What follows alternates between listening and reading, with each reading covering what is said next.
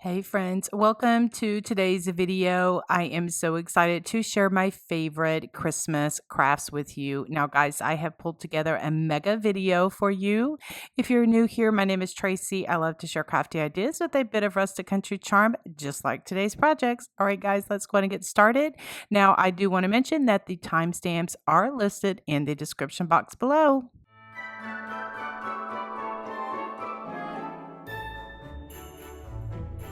These little paintbrushes from the Dollar Tree and some caulk, I use those to create some Santa ornaments. Now, these are something that I did for years that I sold at craft shows, and I wanted to share them here with my community just to show how you can take ordinary tools and create cute little Christmas ornaments out of them.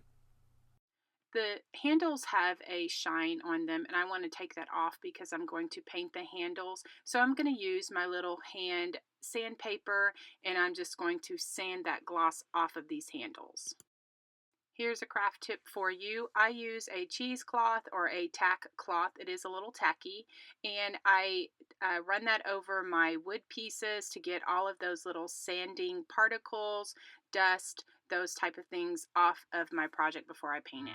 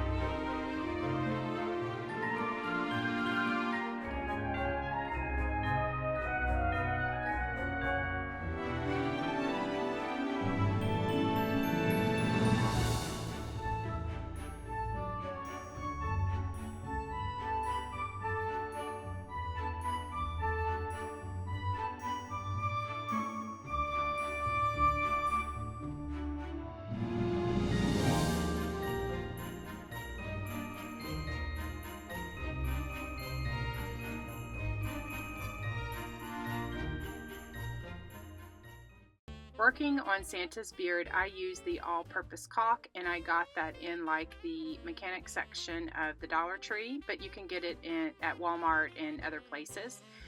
Caulk does dry out, so work quickly. So I just do little dabs and work quickly with my little thing. I'm showing you here because I just grabbed some ribbon rolls and I cut it. I'm going to use that for a holder to so that I can paint my Santa's beard all the way around so that it can dry, because it takes all day, or like if I do it at night, it takes overnight for it to completely dry. The caulk will dry out, so make sure you keep your cap on your caulking, and also don't put a whole lot if you're going to do it like I did on a little plate. Put little dabs as you need it, because you'll kind of see, I'm just using a stick here, and you will see once you're kind of spreading it on. I just kind of dab it on and spread it almost kind of like you're frosting a cake kind of thing, and you will kind of tell when it's like, okay, I need to hurry up. So just a little crafting tip for you.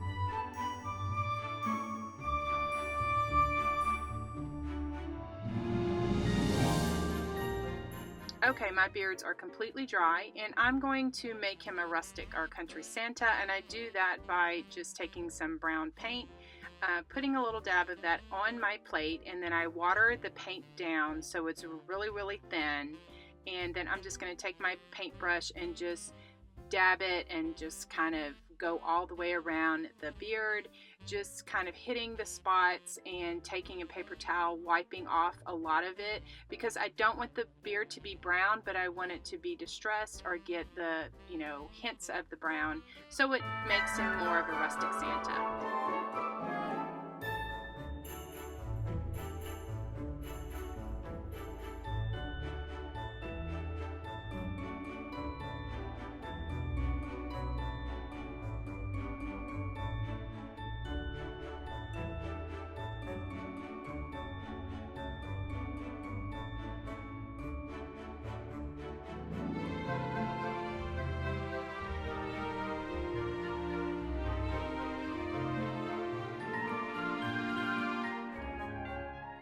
I will go over the entire face with the brown paint as well, just doing some shading and highlighting Santa's features. For the eyes, I will most always use a black Sharpie marker, and I just draw two little ovals just right under the little eyebrows. So that's why it's good to put the eyebrows on first, so then I kind of know where I want to put my eyes for the little character faces that I like to do.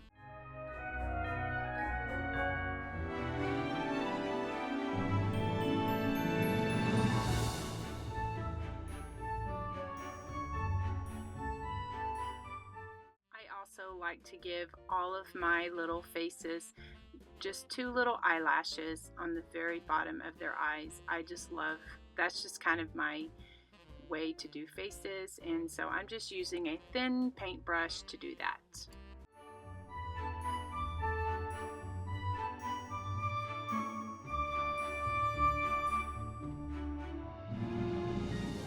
For Santa's nose, I use the little knobs or the little plugs that they're little wood turnings. You can buy them unfinished at the craft store, and I just paint the little nose a coral color or a rose color, and depending on the size of my face will depend on the size of nose that I'm going to give my little Santa. The large Santa is using a 3/8 inch little knob, and the small Santa is using a 1/4 inch knob. I also like to give all of my little faces some rosy red cheeks, and I use a flat paintbrush and some coral paint by doing that. I like to do that before I put the wood nose on, but for some reason I got ahead of myself and glued those noses on there. But it was not a big deal. I just took my flat paintbrush and just made some cheeks for the little Santas. Now, to enhance the eyes a little bit more, I am just going to use a very thin paintbrush that I have, and I'm just going to take my paintbrush with some white paint and just kind of enhance those eyes just a little bit, so it just gives Santa just a little bit more character.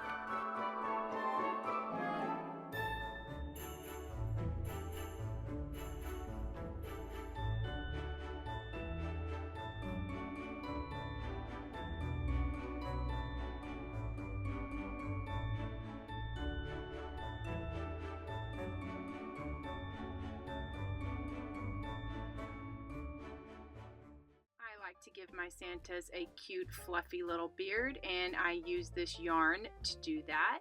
To create his beard, I just make some loops with the yarn, just wrapping it around my fingers. I usually use 2 fingers and wrap it around 3 to 4 times for the small paintbrush, 4 or 5 for the large paintbrush. I will wrap it around, and then I will cut a piece of the yarn and I will tie it in the center. And then once I have it tied in the center, I will use my scissors and then I will cut those loops, and then that is what gives it the fluffiness. I'm using my Tim Holtz scissors, but I'm like, what is wrong with you? You need to use your cutter bees. And so on the second one, I am, I've come to my senses, and I'm using my cutter bees because you want a short little sharp scissors so you can get in between those loops and you can make those little fluffs and puffs.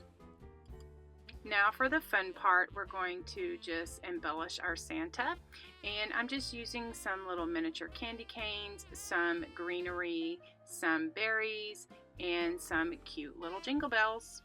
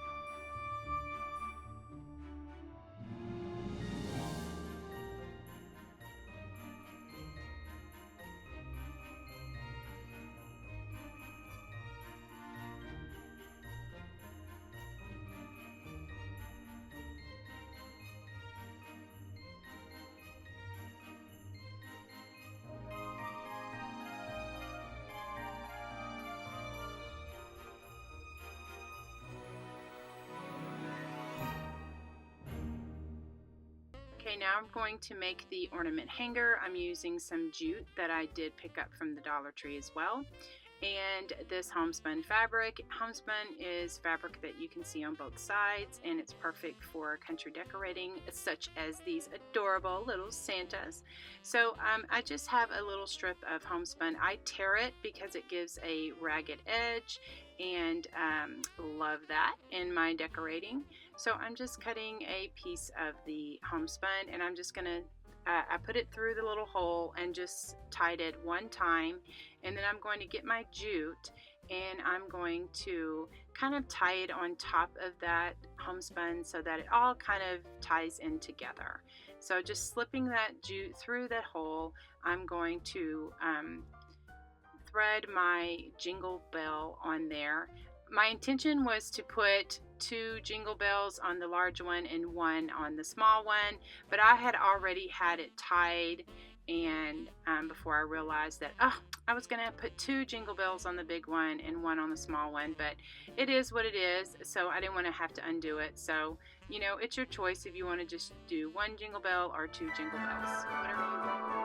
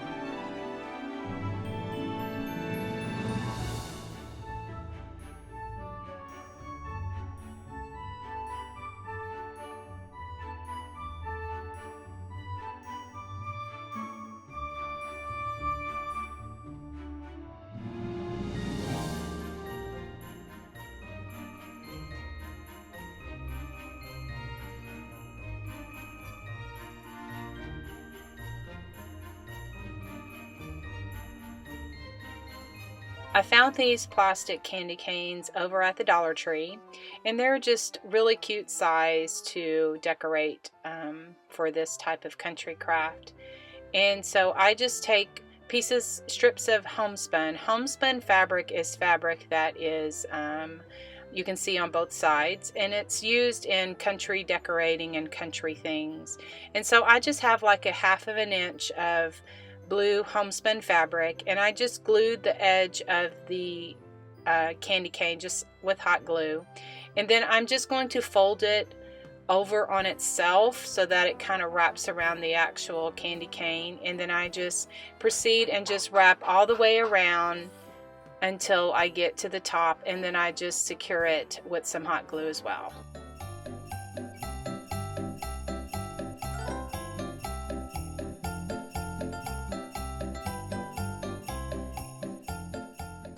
once you finish wrapping the homespun fabric all the way around, just take some scissors and just trim off where you want and just hot glue that down together.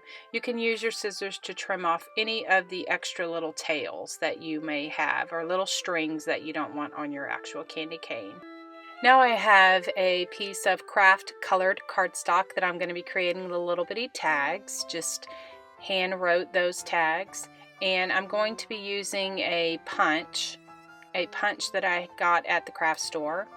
If you don't have this particular punch, you can find one using your Cricut cartridge, or if you have design space on the Cricut Explorer, you can find some different kind of tags. Okay, I have this little Christmas tree stamp. It says 2001 Stampin' Up, so I'm not quite sure if it's still around. And I'm going to be stamping on a mouse pad. I like to do this when I stamp because it leaves a better impression. And I'm going to be using some green Memento ink, just taking the little Christmas tree stamp, and I'm going to just stamp it in the corner of each of the tags so that it really ties in that Christmas feel for this entire little project. I took an ultra fine black Sharpie marker and I made some dash lines or stitch lines all the way around each of the little tags.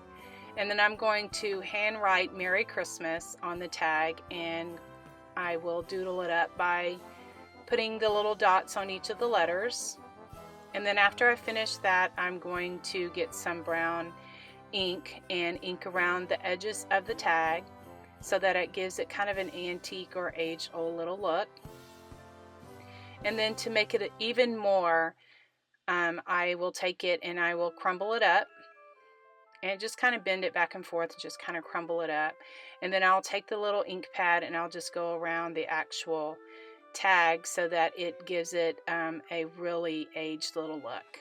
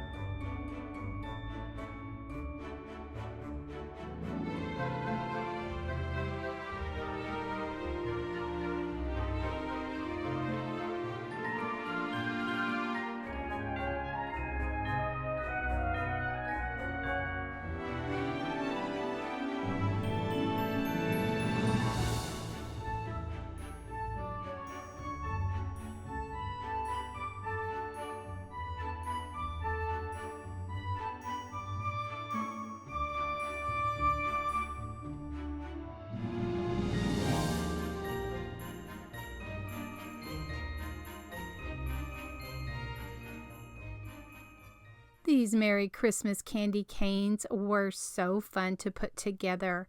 Now, these are some of the supplies I'm using. I decided not to use the white fleece. I liked the black and white candy canes the best. And so the candy canes are plastic candy canes from the Dollar Tree. And I just have some ribbon, this buffalo, black and white buffalo check ribbon. And how I do my candy canes, I just wrap the ribbon. I just usually start at the bottom and just kind of curl the ribbon on top, over each other and hot glue it so it stays. And sometimes I will put a dot of hot glue as I'm going along so that the ribbon or the fabric will stay in place. And these are so fun. I have made some others for Christmas, my homespun candy canes, as well as some maybe for Halloween. I did some boo sticks. And so candy canes are just not just for Christmas. You can make them for other holidays as well. I think I've done some Liberty sticks also for 4th of July. And maybe some for the spring. And so that is always an option just for, I love these in my primitive country home with my primitive country decor. The fat quarters, I found this fabric at Walmart, and I just you take my scissors and I just cut about 1-inch strips, and then I just rip the fabric so it gives a ragged, jagged edge. And then I'm doing it the same way that I did with the ribbon. I just turn it over on itself, and I'll hot glue every now and then to kind of, have it stay in place. And then I'll just continue wrapping it around until I get to the end. Now, I did 3 different patterns. I have the buffalo check. I have the larger Swiss dots. That's what I kind of call them, polka dot. And then I have the mini Swiss dots or polka dots that I'm going to put in my little jar for my little Christmas decoration.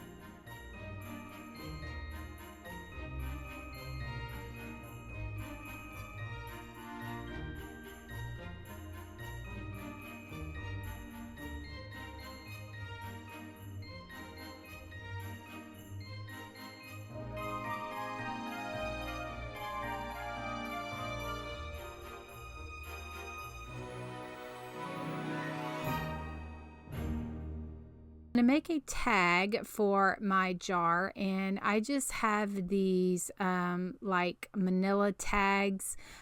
I know you can get them like at office supply stores or Amazon. I have no idea where I got these from. I bought a whole bunch of them many years ago, and I just distressed them a little bit. And so I like to use them for little projects like this. And so I'm just taking that large Posca pen and just hand lettering Merry Christmas. I'll put my happy dots on the ends, and so it looks really cute. And then I'm going to go back with the PC1M, and I just go around and just add a little bit of doodling to it. And then I'm going to show you how I distress it a little bit more with my ink and crumble it up or fold it so it looks kind of aged.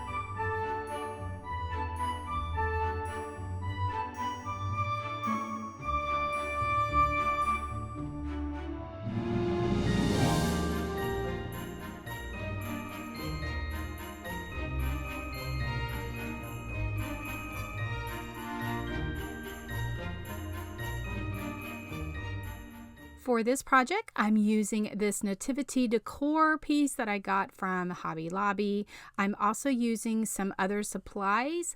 My base of my project is an 11 by 14 inch canvas, and I am going to just use some milk chocolate acrylic paint, and I am just going to paint the whole thing inside and around the outside with 2 coats of this paint.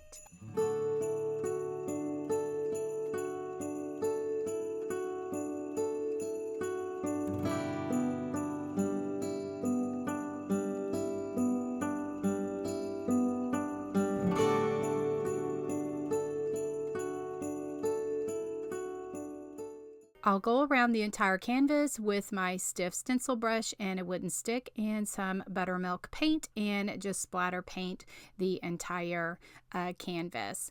I'll also go around the front of the edges. Now for the nativity decor, I'm just giving it a coat of black paint and just acrylic paint, nothing, no fancy paint or anything. And I'm just taking a paintbrush and just going around the top because the edges are like lasered and they're already brown, so I don't need to waste my time with that. So I am just giving this thing, I just want like it to look like a silhouette, and I'm leaving the part where the star is because I plan to paint that gold.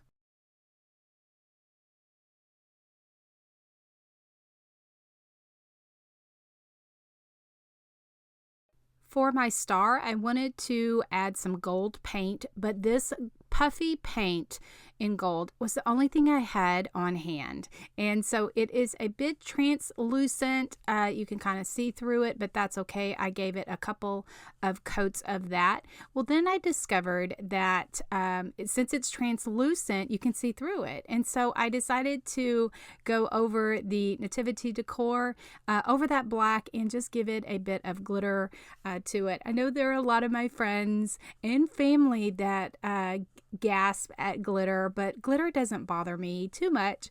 And this doesn't flake off or anything, but I think it looks really pretty.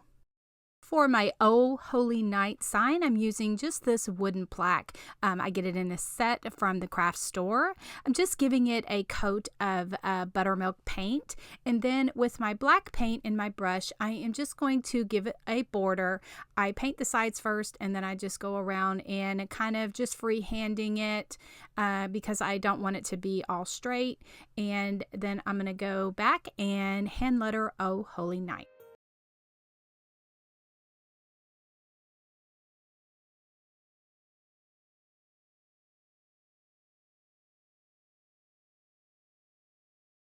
Before I hand letter, I took that gold puffy paint, which is translucent, and I went over the border. Once I finish the entire sign, I will go back over it, but I was kind of doing things in stages. I wasn't sure that it did, this puffy paint is translucent, and you kind of went over it, and it gave it a really nice, pretty effect, which I really like. Anyway, so then now I'm just taking some brown, that milk chocolate paint, and I'm just doing some shading where the buttermilk paint meets the black, and just with a flat paintbrush, I just dip half of my brush in paint, the other half in clean water, and that's how I shade my signs. So then now what I'm doing is I have a Posca pen. It is a PC-5M. It is a kind of like a paint pen, and I'm just hand lettering Oh Holy Night. And if you've been following me for a while, I love my happy dots on the ends of my letters, and so that's what I've decided to do here. And so as I was going along, I was doing my dots, and I was like, something just doesn't feel right. And so there was just like a little piece of, I don't know, paint or something that was hindering me making my sweet little happy dots. And so once I was able to clean that off, I was able to go back and make my dots the size that I wanted them to. So anyway, no matter how long I've been doing this, obstacles always, stand in my way, or, things happen.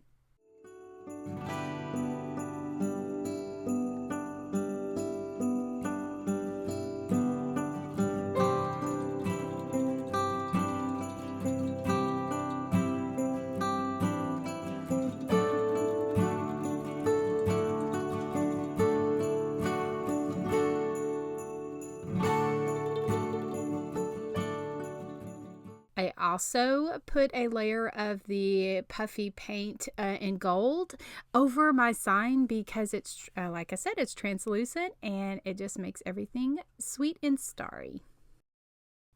For my canvas, I'm using these 2 pieces of scrapbook paper. Both of them came from Hobby Lobby, and I'm just trying to figure out, I want of course, my nativity to be the focal point of it. And so I'm just trying to figure out how I want my night sky to be. So I end up turning over the paper and then just taping them together. And then I'm really just going to kind of piece them in inside the canvas. The canvas has that wooden frame, and so there's like a gap in between, and so that I can slip my paper in there. It's just kind of trying to figure out how I want my paper to go. I didn't want it, just to get the night sky kind of the way that I wanted it. So I had to trim off a little bit of the paper and finagle with it a little bit.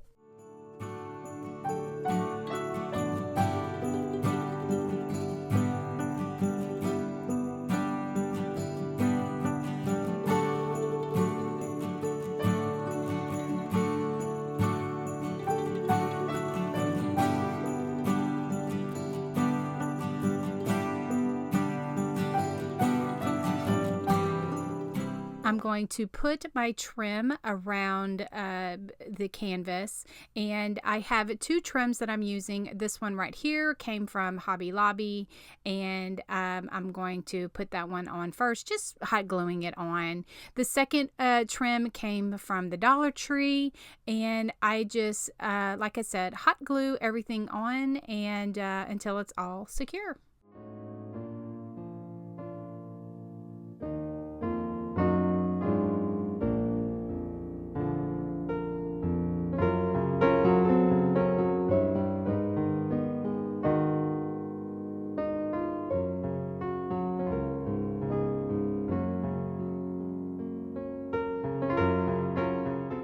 Just adding some fine Excelsior to the bottom of my canvas before I put on my nativity silhouette decor piece. I just think the Excelsior adds a hay effect and also a bit of whimsy.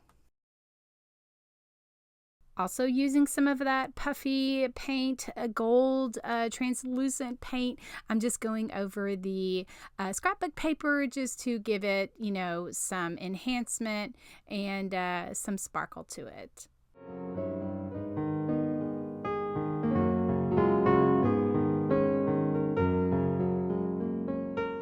For dimension, I'm using some of these tumbling tower blocks or Jenga blocks. I just painted them black so they would blend in with my nativity decor.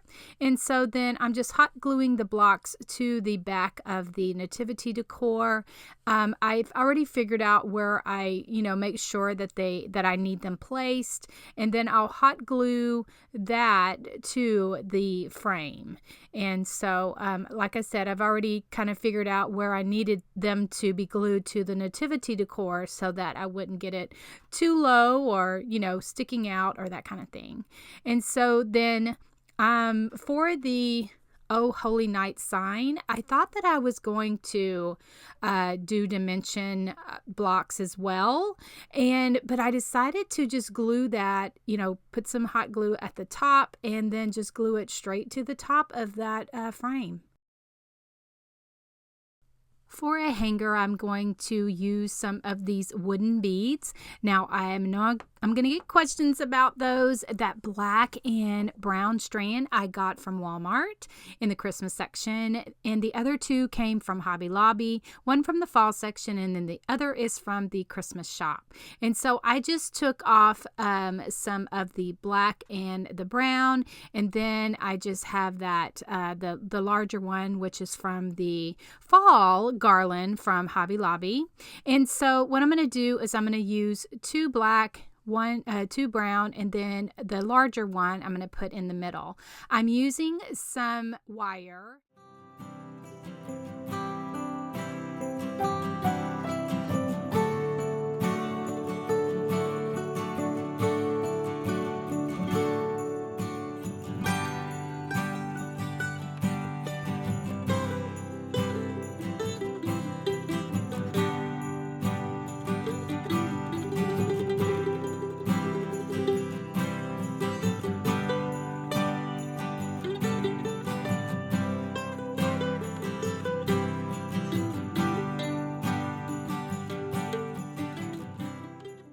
to attach the wire beads to my frame, I just used my electric staple gun and I just stapled the wire to the frame, and then actually did it a couple of times. And to cover those staples up, I'm using these buttons. Now I had these buttons on hand, and so then they were like in a pack, and they're just, you can get old buttons anywhere. Anyway, but these had the little like buttonhole or button loop on the back, and so I just took my wire cutters and just cut that off, and then that hides those staples up very nicely.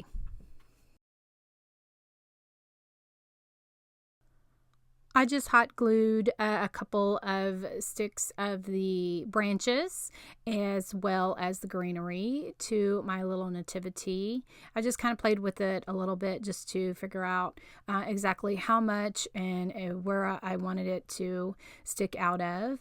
And then I'm going to make a little junk bow. I just had this ribbon left, and so I said, I'll make a little bow to add to the top. So I have just some of that buffalo, black and white buffalo check, and then some of the lace trims, everything I used on this decor. And then I have I like to use this jewelry cording, and I make bows out of it and add that to my junk bow or messy bow or refab bow, whatever you want to call it. This is a cute little bow to make to add to your creations.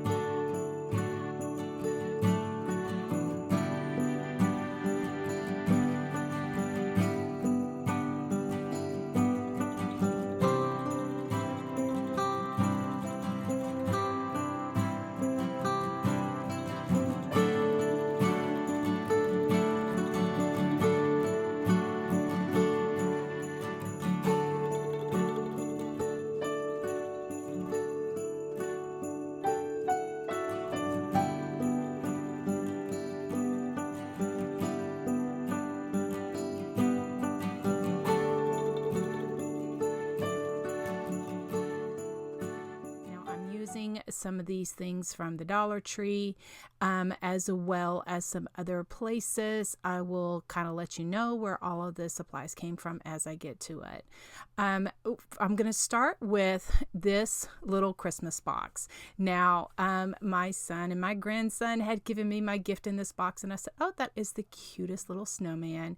And so instantly I said, I could transform him. So that's what I'm going to do. The base of what I am going to, adhere that to are these two signs from Halloween from the Dollar Tree. I liked the edge of them. They kind of look jagged, and I thought that would look really cute with some snow, faux snow on them for a wintry scene. Okay, the first thing I'm trying to do is get these staples out. They were pretty deep in there, and I've used a couple of different tools, but what helped the best was this upholstery tool. Now, a sweet viewer had shared this with me in a different video. It is linked in my Amazon shop if it's something that you're interested in checking out, but it helps get out those deep staples. I guess they use them in upholstery shops. Anyway, and so now what I'm doing, I'm just trying to figure out how I want my signs to butt up where they kind of, lay nicely together. And so then I have some paint sticks I just picked up at the hardware store like Lowe's, or it was probably Lowe's. And so then I'm just cutting off about an inch because they're a tad too long, and if I'm just making this for myself, and so if I were to be giving this away or selling it, I would definitely cover up this back, but it doesn't matter to me since I'm keeping it for myself. Anyway, so I am just hot gluing this sticks to the back of the signs just for stability.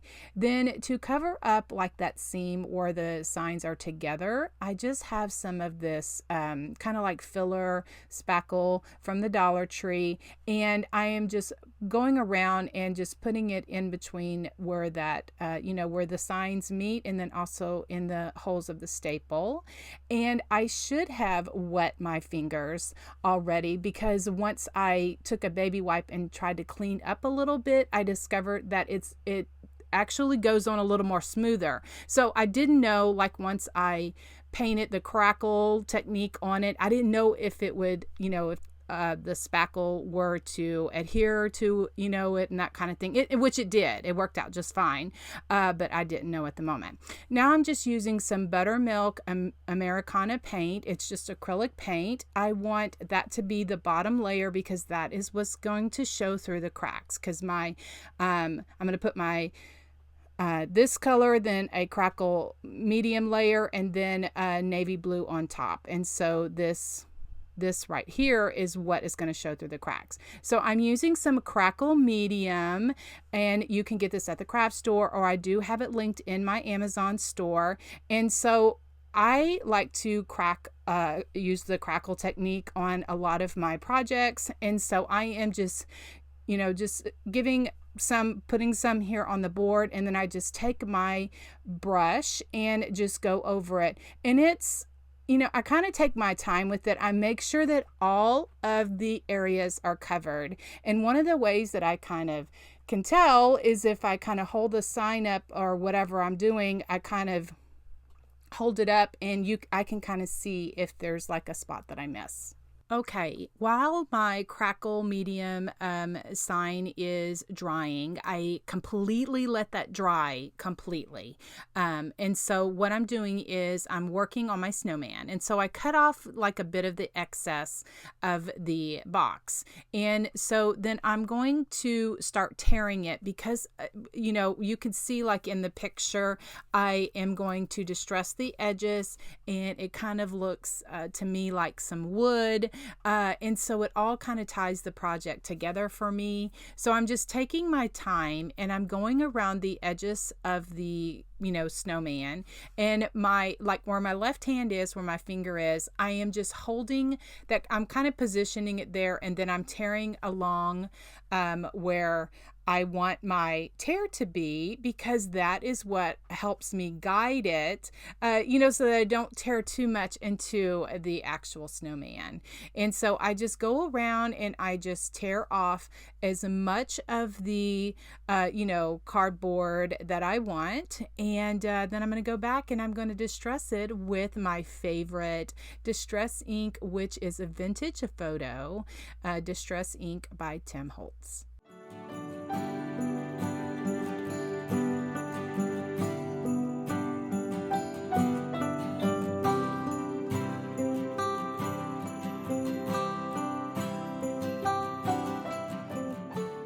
I'm using my Posca pen in white, the PC3M, and I'm going to show you here. It kind of, just like a paint pen, it kind of came out a little extra on, on the hat, but that's okay. We're going to make it work. I'm just, just going with it. And so I use my heat tool to kind of set that up. I'll go back over, and doodle up everything with my black Sharpie marker and make everything really cute. I thought he had a really cute face already, so I didn't do anything extra to that. Yeah, just adding a little bit more character. For the winter blessings little sign for my decor, I'm using the bottom of the box, and I'm just cutting away some of the excess that I don't need, and to give myself, some writing space. I'm using this Posca pen. It's a PC-5M, which is one of my favorites for little projects like this. And it's like a paint pen, so you have to shake it up and, make sure that you have the ink to come down. And so I'm just hand lettering winter blessings on it. And I'll do that by, just writing out the words, and then doing my little happy dots on each end of the letters. It's just something that I like to do for myself. And then for the dot of each eye, I am going to do a snowflake.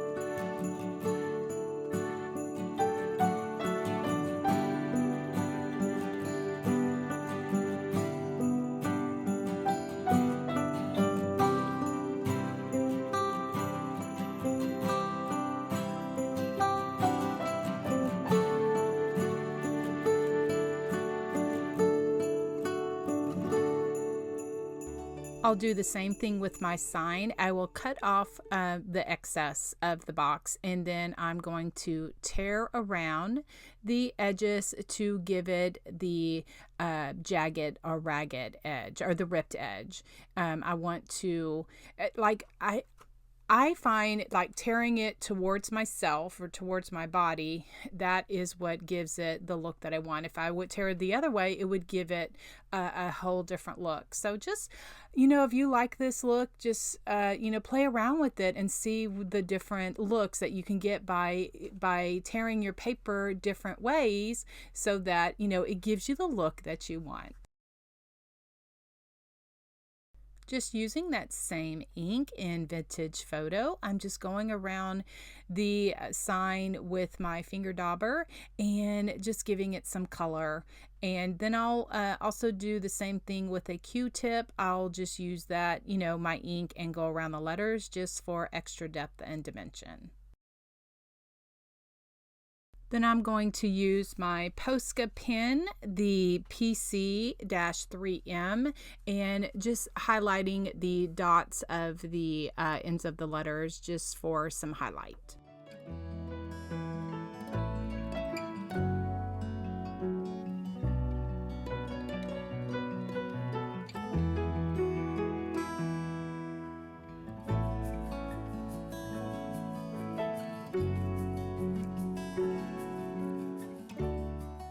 Now that my crackle medium is all dry, it will be shiny, but there's no wetness to it.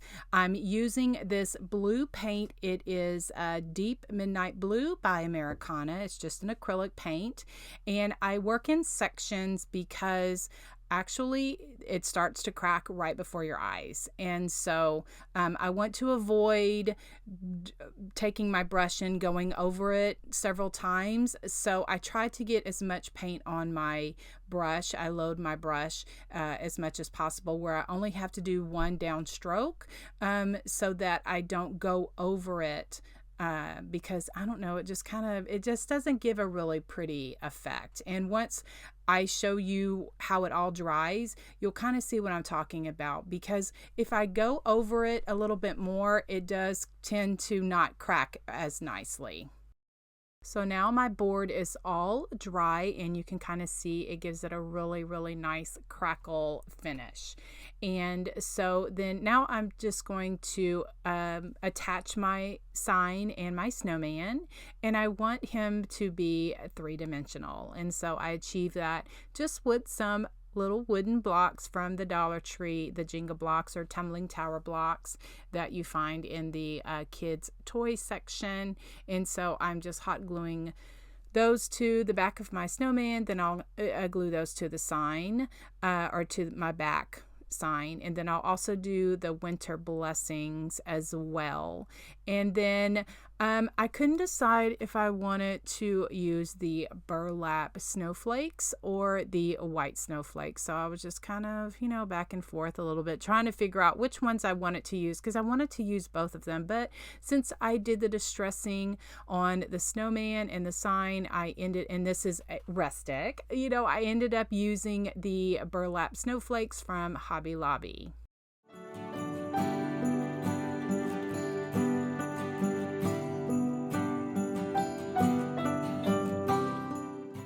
I'm using these wintry branches. Now I picked these up at Walmart. they were in the, floral section, and they look icy branches. And so I'm just trying to figure out, how do I want to put them? So then I needed something to stick them into. So I pulled out my trusty Excelsior. It gives, a barrier, something for it to stick to, and also adds a bit of whimsy, which I do like. And so I'm just hot gluing that to the bottom of the snowman, and then will attach the the icy looking branches to the bottom of the snowman.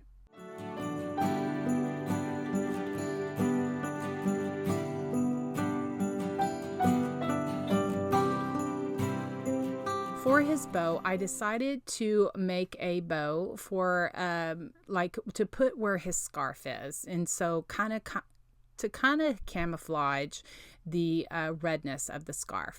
So I have this 2.5-inch ribbon from Hobby Lobby. It's just a polka dot ribbon, and I'm just making a 2-loop bow, and I use my little tiny attacher stapler to hold it together in the middle. And at first I was going to use this one, this check one, but then I decided, no, I'm not going to use that. So I wrap that back up, put that to the side. I'm using some different trims, and so if you've watched my videos for a while, when I make my little messy bows, junk bows, refab bows, whatever you want to call them, my little bows like this, I like to use a different kind of trims and ribbons, because it just adds just some different texture to your bows. And so I have this these trims. I get my trims at Hobby Lobby, Walmart, anywhere like little trims like this are sold. And so I'll just continue to make my bow. I'm also using some muslin fabric. I don't know if I said that already, but I'm using some muslin fabric that I already had ripped, and just cutting that off in strips. I'll go back later and clean it up once I get my bow done. I'm just using a pipe cleaner to gather it all in the center, and then I will use my needle nose pliers to help get it really, really tight, because I want my bow to pop. And what I mean by that is, like, when I get it really, really tight, it kind of like shakes around and like perks up those ribbons, because that is the look that I'm going for. And by getting that pipe cleaner really, really tight, I can have that little pop of my bow. To attach my bow, I'm pulling out a bit more of the Excelsior, and then I'll hot glue that to the scarf that's on the snowman. And so the object is, I want to kind of take away or camouflage that redness of the scarf, and then I just use my scissors to trim up any of the ribbon tails that don't lay right.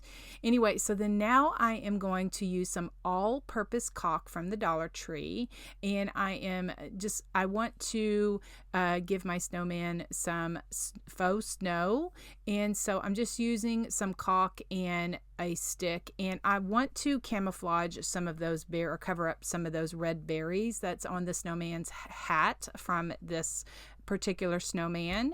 And so I'm just taking some of those frosted branches and more of the caulk, and just kind of putting some of that in there so that it kind of covers up those red berries and stuff.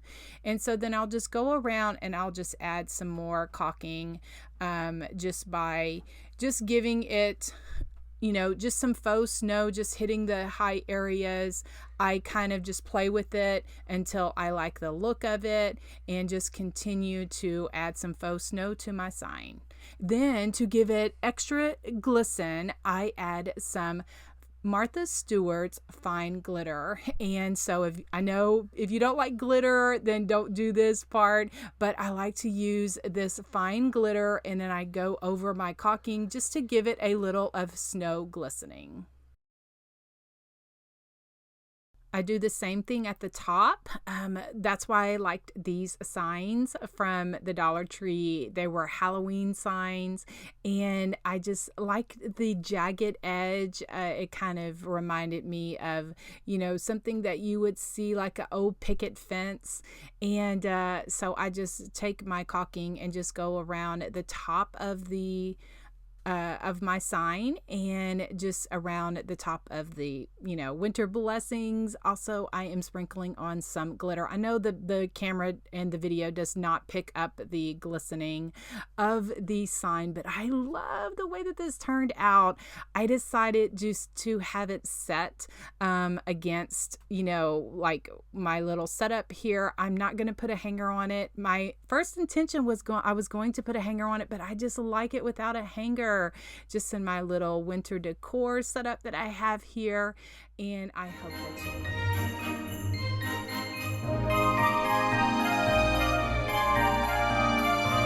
These Christmas faux books are so fun to create, and I like to make them out of wood planks. And these are all of the supplies that I'm going to use in this project.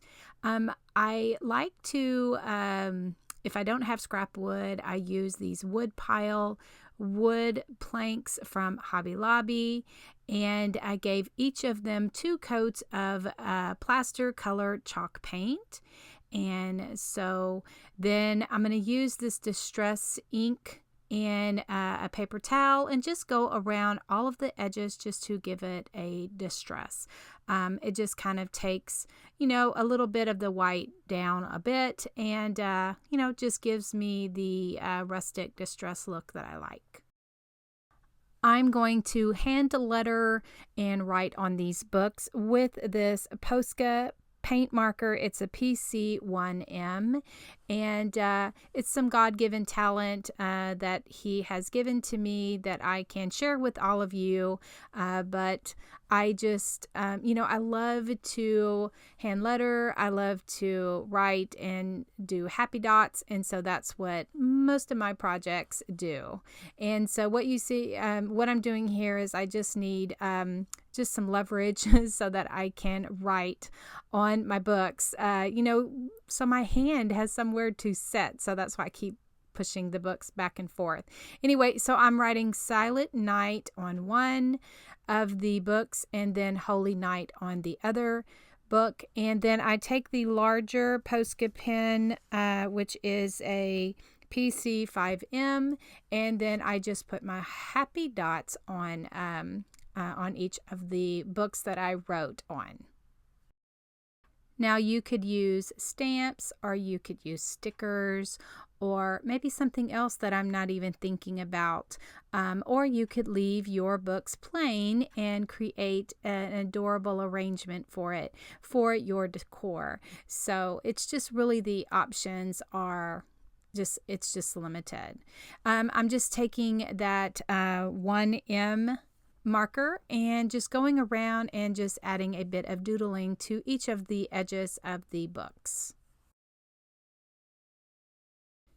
These styrofoam gold and silver bowl fillers are from the Dollar Tree, and like I said, they're styrofoam, and so I just took my serrated knife that I have in my craft room, and then I cut them in half. I cut 2 of them in half, and I'm going to use 3 of them for kind of like some buttons or something, just something to kind of break that up on the edges. And then now I just have this buffalo check ribbon that I have on hand, and I'm just going to make a bow, and I'm going to add some greenery and some frosted berries to complete this little faux book arrangement decor.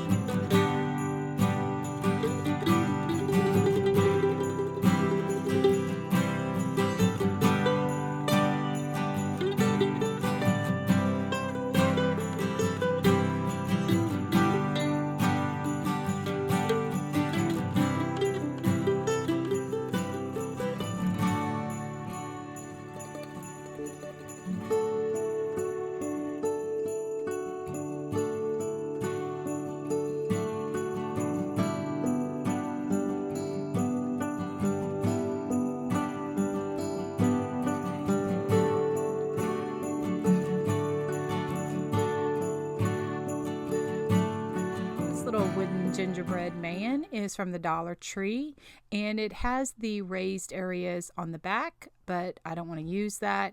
I am going to actually use the smooth side where it doesn't have any of the raised parts. I'm using some of this spackle patch from the Dollar Tree just to fill that small hole at the top so that it's all smooth. I gave my gingerbread man 2 coats of brown acrylic paint.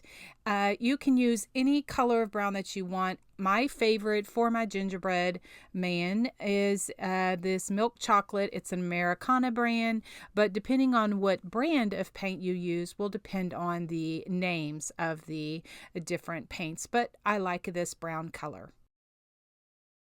Once I give my gingerbread man 2 coats of the brown paint and it's dry, then I am doing some shading. I want to give a bit of definition and depth to my gingerbread man.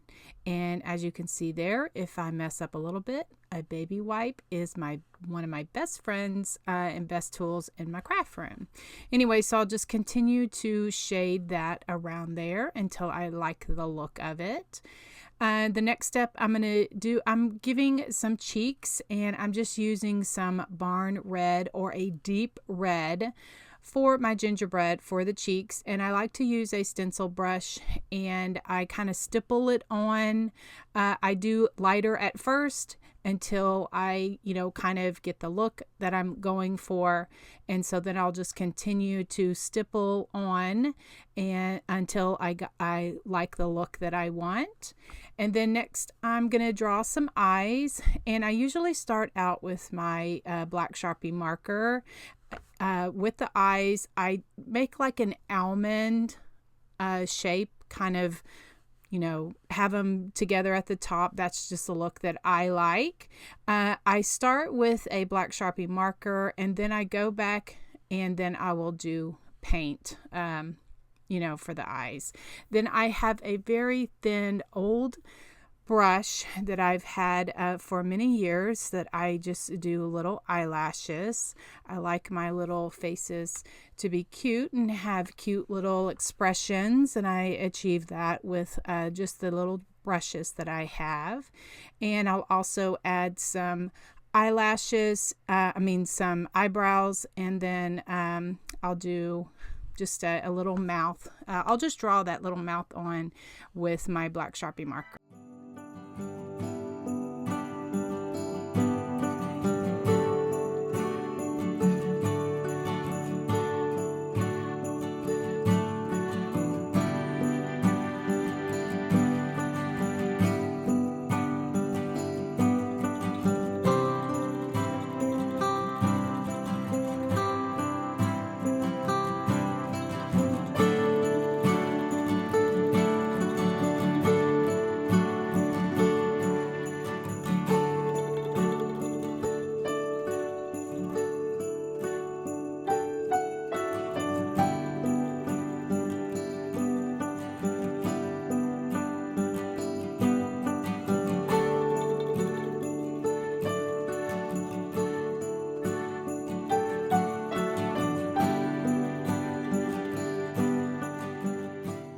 My sign, I'm using a 7x3 inch wood plaque.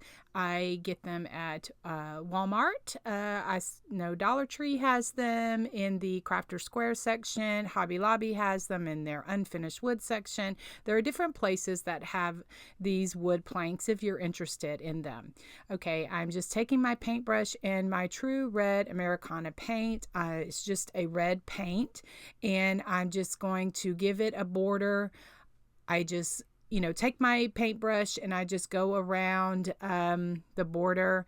You can use a ruler to, mark it off if you don't feel confident in, painting the little border. And then in between the coats to help dry it, I use my heat tool and just dry it up so that I can give it 2 coats of paint.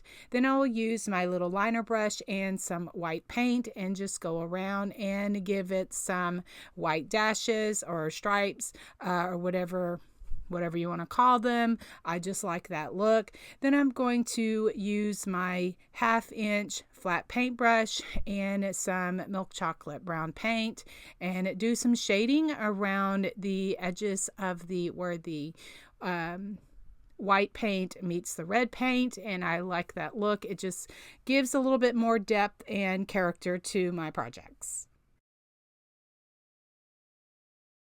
I'm going to hand letter Merry Christmas on this sign, and when I got to the M in Christmas, I got it a little bit closer together than what I wanted to. This isn't my best brush. I should have used a different brush, but anyway, I'm going to show you how I fix it if my letters get a little bit too close, as you can see here. And I'm going to go ahead and add a button to the eye. And so at first I was like, I was going to scratch this and repaint it. But then I was like, you know what? This will give me an opportunity to share with my viewers how I correct something if my painting doesn't come out the way that I want it to. And so anyway, I'm just, putting hand lettering that on there and just putting some dots on the ends of the letters because I like my happy dots. Okay, this is what I was talking about. My M is a little bit too close, so I just take some of that off-white paint and just go through and just with my liner brush. And my favorite brushes are linked in my Amazon store, and you can find the link in the description. Just underneath this video, there's a description box. It might be a little triangle or an arrow or something. If you click that little arrow, it will expand the box.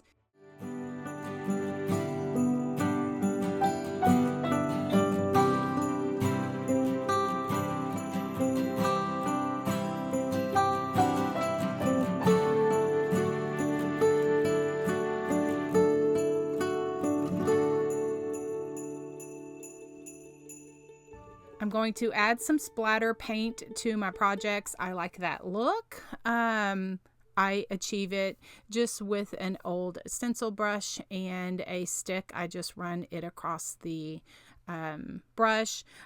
Some friends have shared that they use their fingers across the brush, or they'll use an old toothbrush, a toothpick, anything like that to achieve this look. That's just, entirely a personal preference. And then I'll just go around my gingerbread man as well as my sign, and I will give it extra doodling with my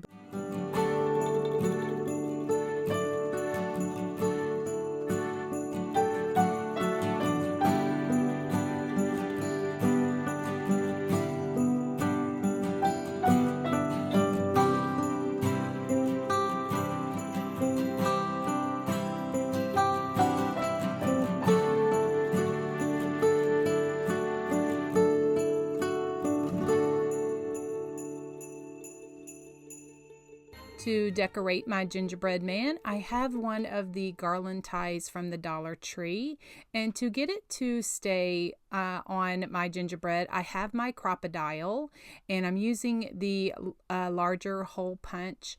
And I am just figuring out here, I want it to look like the garland, or like the gingerbread man is holding the garland. And so I'm just punching holes in like where the hands are, where it looks like he's holding the garland. And then I will just thread that through, and then I'm going to decorate the garland with some pip berries, some rusty jingle bells, some I added some buttons, and make it look really cute. Oh, and some fabric ribbon. I just cut strips of fabric and tied them onto the garland. I did this part on my Facebook, Country Charm by Tracy Facebook page. So I have a Facebook Live. I will have a link in the description below as an option if some of my friends want to see that whole entire thing, where I'm live chatting with whoever was, popping on the video.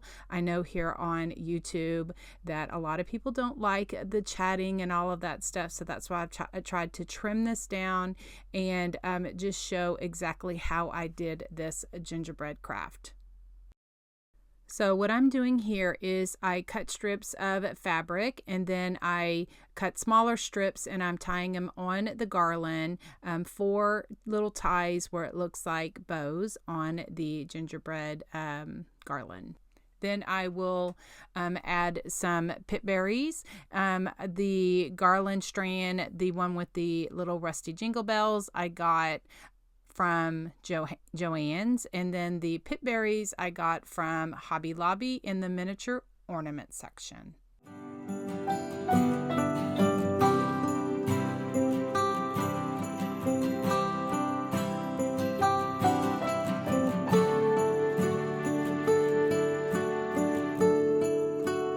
For the sign that I'm using is one left over from the Dollar Tree. It was from summer, and I just sanded off the majority of the glitter. The paper is from Hobby Lobby, and I just measured it and just cut it to fit. And I'm going to layer with my or actually attach that with my adhesive tape glider. It is just double-sided tape, and it's just a holder that you can put your tape in and you can glide it. It is linked in my Amazon store, or you can find them at the craft store or different places. And so I just use it to attach the paper to my sign. So then once I do that, then I'm going to add some shading with my vintage photo distress ink. And then once I do that, then I will add some green rickrack and continue with then putting on my gingerbread.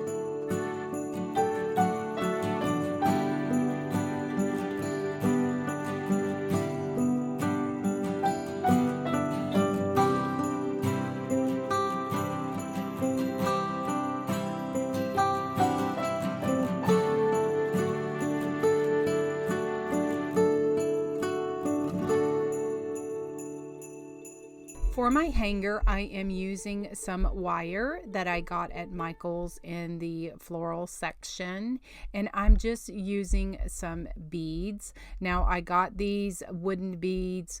The brown and the red are from Walmart in the Christmas section, and the larger natural one is from Hobby Lobby. I got those on sale from the fall season. And so then I am just threading on. I'll show a picture here to share exactly how my beads looked on my sign.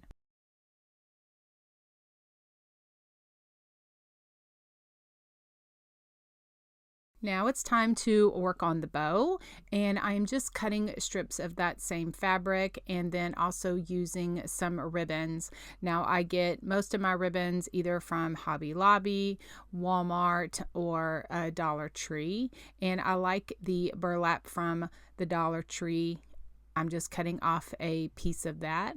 I'm just making a messy bow, junk bow, refab bow, whatever you want to call it. I'm just making a bow for my hanger. And then I just kind of just tear off or just cut off pieces of the ribbon. And for the center bow, that ribbon is from Hobby Lobby, and I just use my tiny attacher just to put a little staple in the middle If you follow me for any length of time, you know that I love my little tiny attacher. And then I just gather everything together, and I put it together first, and then I said I wanted to put some green in there, so I untwisted it. I used a pipe cleaner to twist everything together, but I just cut off strips of that rickrack and just included it in the bow, and I think it looks really cute.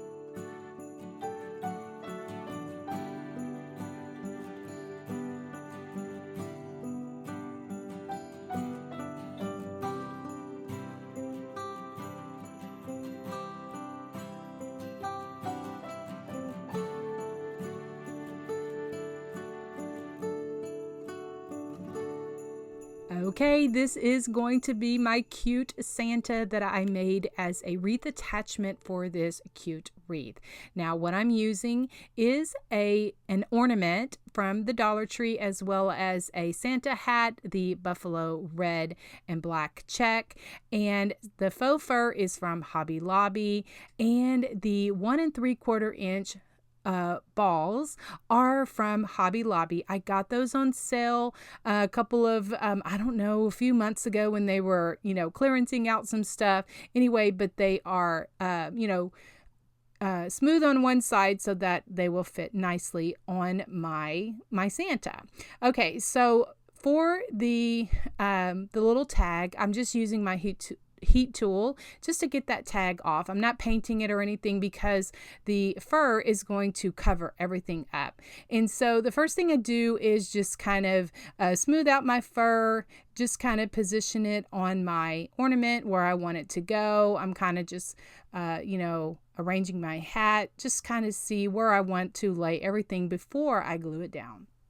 I'm going to want my beard to have, like a beard shape where it angles down. So I'm just kind of, was folding it down just to kind of get the shape that I want it before I cut it off.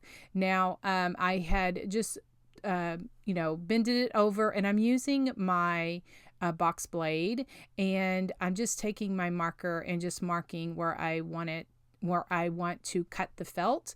And the object is to cut the felt and not go all the way through to cut the cut the fur actually itself. So I'm just taking my time. I'm going through and just an X-Acto knife or something else that might work, but this is just what I had on hand, and I'm just trying to cut through the fur and not like I'm trying to cut through the felt and not cut the fur to give it a choppy look.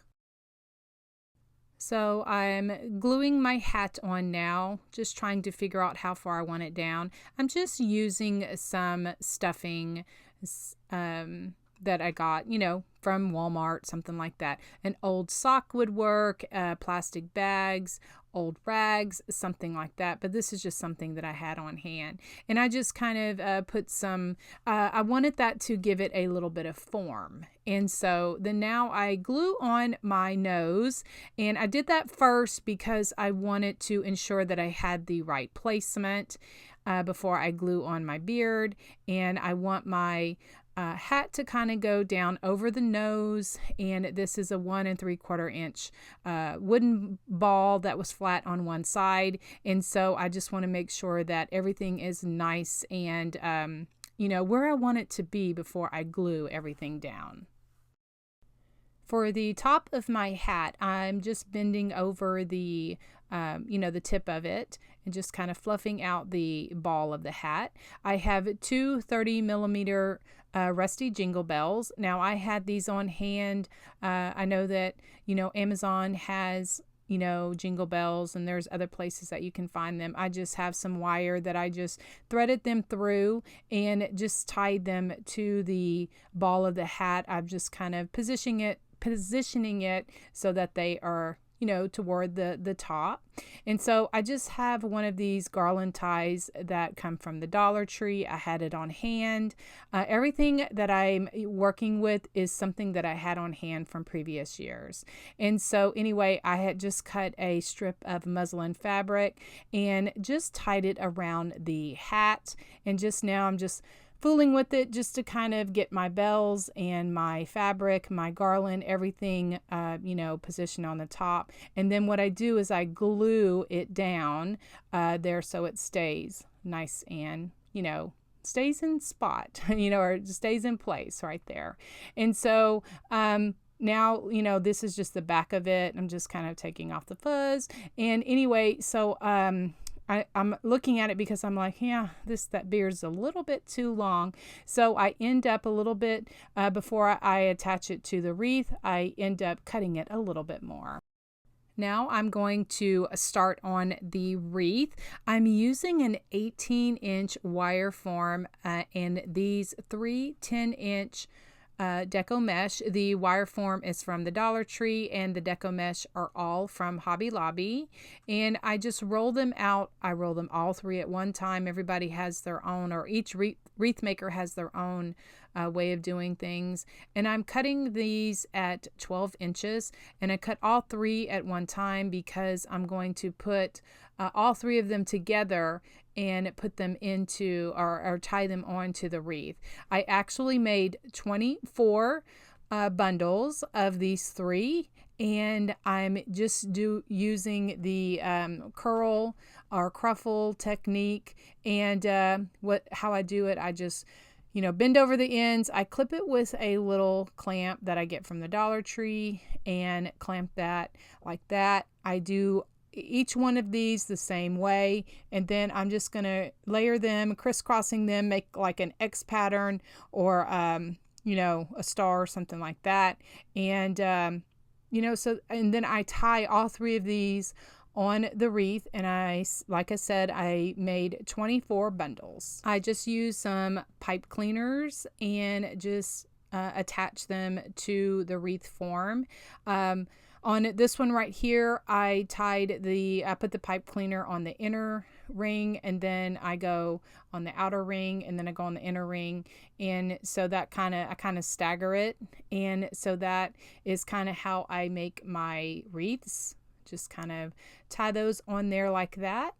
And the clips from those blue and white clips, I get from the Dollar Tree. I find them in the laundry section, and I love those clips, clamps, or whatever you want to call them, because they open very wide, and they help with streamlining and help just kind of hold things together, so that they kind of act as an extra pair of hands for me, or extra fingers. And I am all about convenience, I tell you. So I just love how full and how just all of this, I just love all of these different colors together. And because the Santa, was so big, I ended up using the 18-inch wire frame, and I'm so glad that I did. these are the ribbons I'm using in this wreath.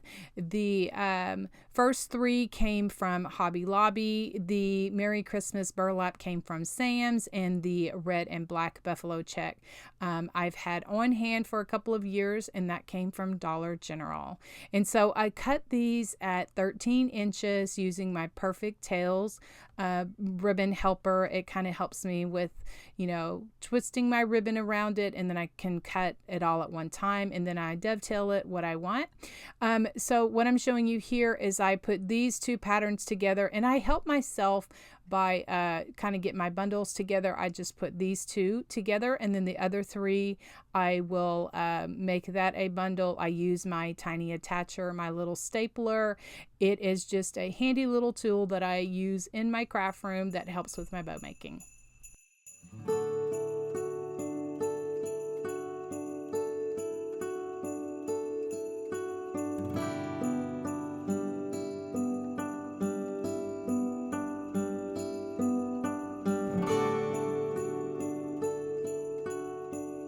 Since I have 24 bundles, I need 24 bundles of ribbon. So I have 12 of each. And so for these 3 right here, I'm just making a bow with some raffia because I'm going to put that in the middle of that. And that is what I am, the raffia, that's what I'm putting in those bundles. And I just trim off the excess and just hit it with some hot glue to kind of seal the middle of the where the pipe cleaner goes. And for the these larger jingle bells, I got these from Hobby Lobby a long time ago. I don't know what the millimeter is. It doesn't say it on the package, but they're large jingle bells. They were in the miniature ornament section, and so I'm going to put these jingle bells in the middle of with the burlap Merry Christmas and the window pane ribbon. And so it was 6 of these jingle bells in this package. I've had them on, like I said, I got them when they were clearancing out all of their stuff, many years ago. I pick up this kind of primitive country stuff, and so I had it on hand, so I am using it for this wreath, because I think it just all ties everything together. So my point is, just be on the lookout, even at thrift stores, Goodwill, yard sales, marketplace on Facebook. People are always clearancing out stuff. And, check Amazon. They may have some of these large jingle bells as well.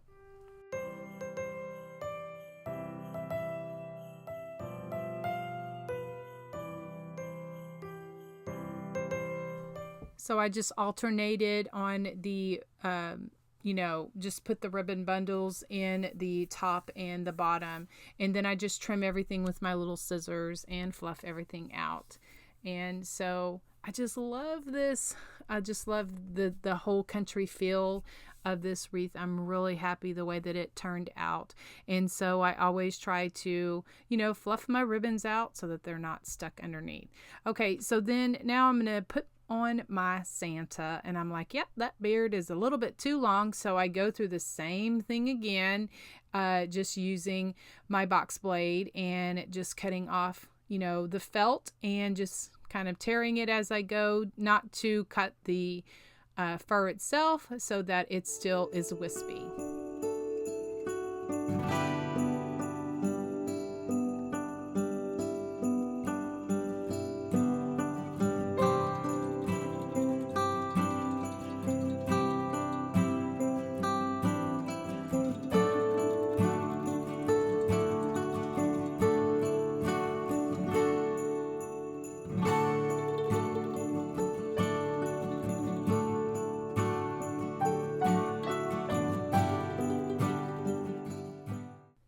To attach my Santa to the wreath, I'm using these cable tie mounts. Now these are listed in my Amazon store. I will have a link to that in the description box below if you're interested in these things that kind of help us attach these signs to our wreaths if you don't have, if they don't have holes in it. And so they are sticky already, but I like extra, you know, glue to give it extra bonding because I don't want my signs to fall off. And so I just use E6000 and as well as some hot glue. So just using the pipe cleaners, I just threaded it through the mesh back to the frame, twisted it around the wire frame just so that everything is nice and snug. And then I'm just making sure that my Santa is where I wanted him to be. Now, guys, I'm going to put a note on this that I would not recommend this to be you know, in the weather elements because of the fur, because, you know, with weather elements, it gets all nasty. Anyway, I would just have it for inside use. Okay, now what I'm going to do is I have this pine and it's faux pine. I've had it in my stash. It had a Hobby Lobby tag, so it's probably something I got last season. This silver thing right here, this is a stem cutter I got from Deco Exchange. I will have a link for it. It's an affiliate link that I'm going to list in the description box below if you're interested in checking it out. I had used some birthday money this past year to purchase it because it just has made my life so much easier. It's a like a wire cutter, but you know, I can just use it right there on my table, and I don't have to struggle with my wire cutters. Anyway, so with this pine, I had cut it all down nice, and so I used my steel picks machine to put a steel pick on the end of it, and then also my hot glue. I like to use the combination when I'm using putting it in Deco mesh wreaths like this because it makes everything nice and snug. And if you saw my son's hands, he was in my room hanging out with me. I love that time like that. He was giving me his suggestions of where my holes were. And so I really appreciate it.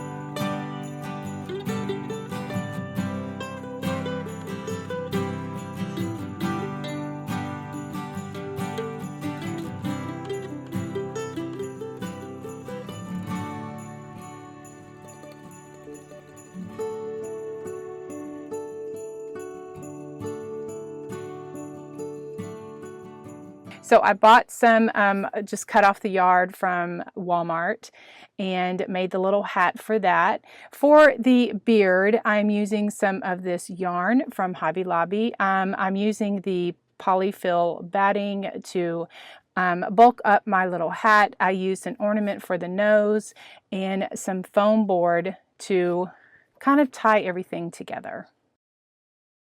I started with one of these Santa hats from the Dollar Tree. I just took off all of the tinsel. I didn't worry about the nubs around the edge or anything. I just covered all of that up and covered this with fleece. To bulk it up, I choose to use some of this extra loft batting, just quilt batting, and it's just the small, and it just gives some stability to my little project. So for my fleece, like I said, I was unable to find any of the scarves at the Dollar Trees that are near me, so I just covered this with a little fleece. I just cut it for the shape of that. And then I have this foam board that I just traced the hat and just kind of fussy cut it around, and I just painted the back and the front because that is what is I'm going to glue everything to, for my little gnome. For the nose, I'm just using an ornament from the Dollar Tree, and I'm just going to glue that right there underneath his hat. This is the yarn I decided to use. It is from Hobby Lobby. It's by Yarn Bee. Showstopper Sleepy Sky is the name of it. And I just thought that it looked really good because I liked, you know, Santa to have a gray beard. Anyway, so what I did is I just took that yarn and just tied a knot in it and then just cut it off, and then I'm going to glue those knots onto my foam board to create the little beard for Santa.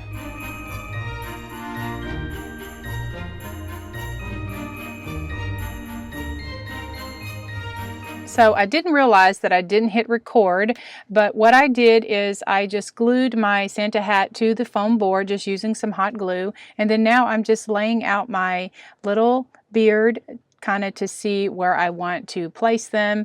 I kind of had them a little shorter on the sides, and then it got longer in the middle. And then also I just hot glued the ornament to the foam board, and then I should have put it a little bit underneath his hat, but I forgot to do that. So if you do recreate it, make sure that you cover the nose a little bit more with the hat. That's one mistake that I made that I wish, but I already had everything glued down, but it's all right. It's a learning experience. Anyway, so then now I am just going to just put the like Santa beard and then hot glue everything down.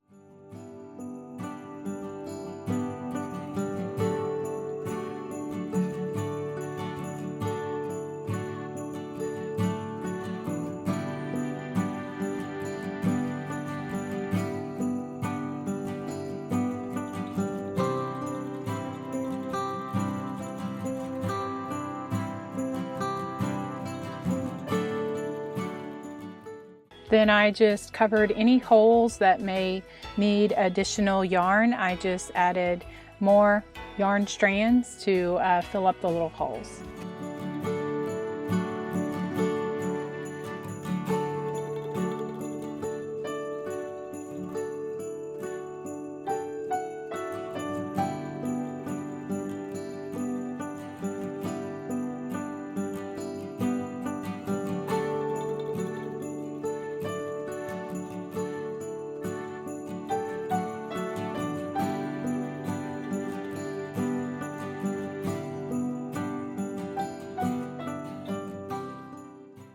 To make a hanger for my little Santa Gnome to hang, I have just some wire, and since the backing is foam board, I'm just punching some holes in there and gonna slide that wire in the back, and then to kind of cover it up, I will cut a piece of felt and glue all of that down.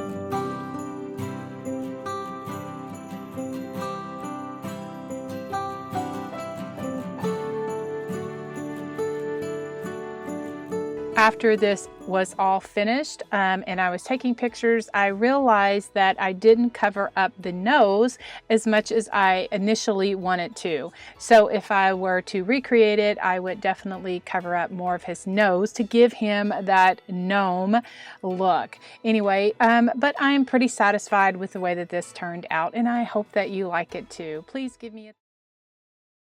The wooden shapes that I'm using are from the Dollar Tree, as well as the one from Dollar General. The pattern paper is this buffalo plaid and ticking pattern that I got out of this wonderful stack, this JWB collection. I found it over at Hobby Lobby. I think it is a Paper Studio brand, and it is filled with plaids, all different kind of plaids and stripes, and just all kind of plaid goodness. If you like plaid, this is the pattern stack for you. Also, to make the stands, I'm going to be using some of these Tower Game Jenga blocks, and I appreciate a friend and follower giving me this tip, so I am using it and it works wonderful. I'm just using my Aleene's Tacky Glue because that's what I have on hand, and I love to use Aleene's Tacky Glue for everything like this. It just holds everything together. So I'm just going to put some glue on there, and I'm going to butt those up together and let those dry, and then I will make my little stands for my trees. I just want my trees to have paper on one side, so I'm just going to paint the sides and the back black. And then I'm going to adhere paper, the buffalo check paper, to the front side of the trees.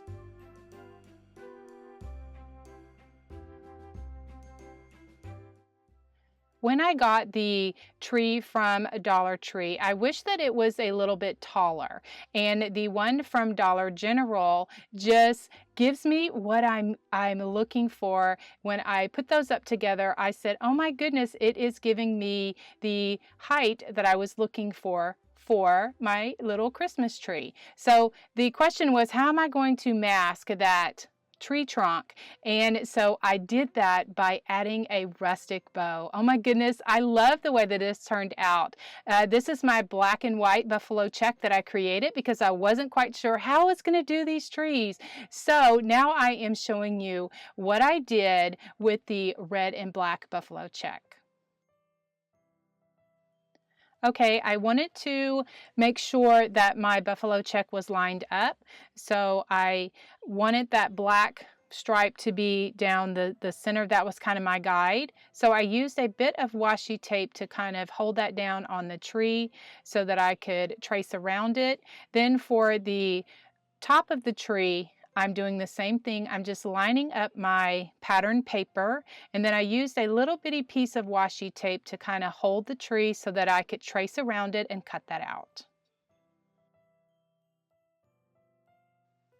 I used Mod Podge to adhere the paper to the wooden little tree, just giving it a coat of Mod Podge. Then I go over it. I'm using a squeegee to squeeze out any of the excess Mod Podge. I just kind of, just scrape it and then, get out all of that little extra, and then I put a layer of Mod Podge over the top of the tree as well so that it will seal it.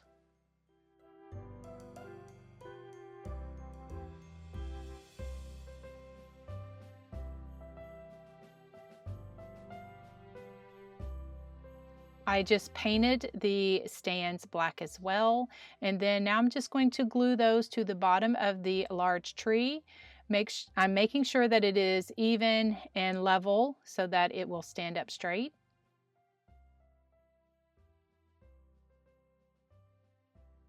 Now I'm going to share a little bitty boo-boo with you and tell you how I fixed it.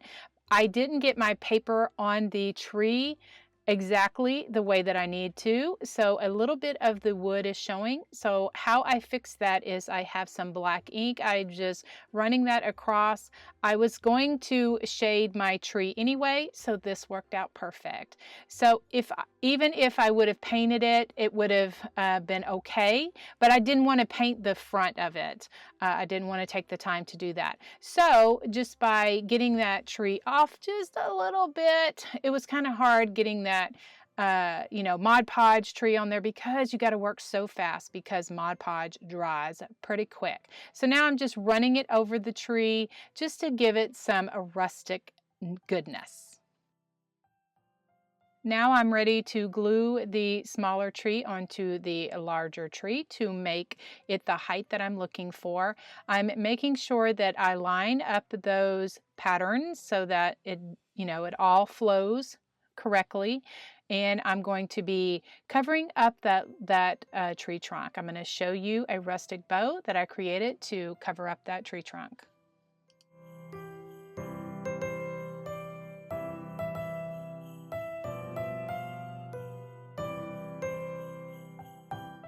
I like to outline and give some doodles to my projects, so that's what I'm doing here. Then I'm going to share how I'm going to create the bow and the supplies that I use to create the center of that so I can cover up that tree trunk.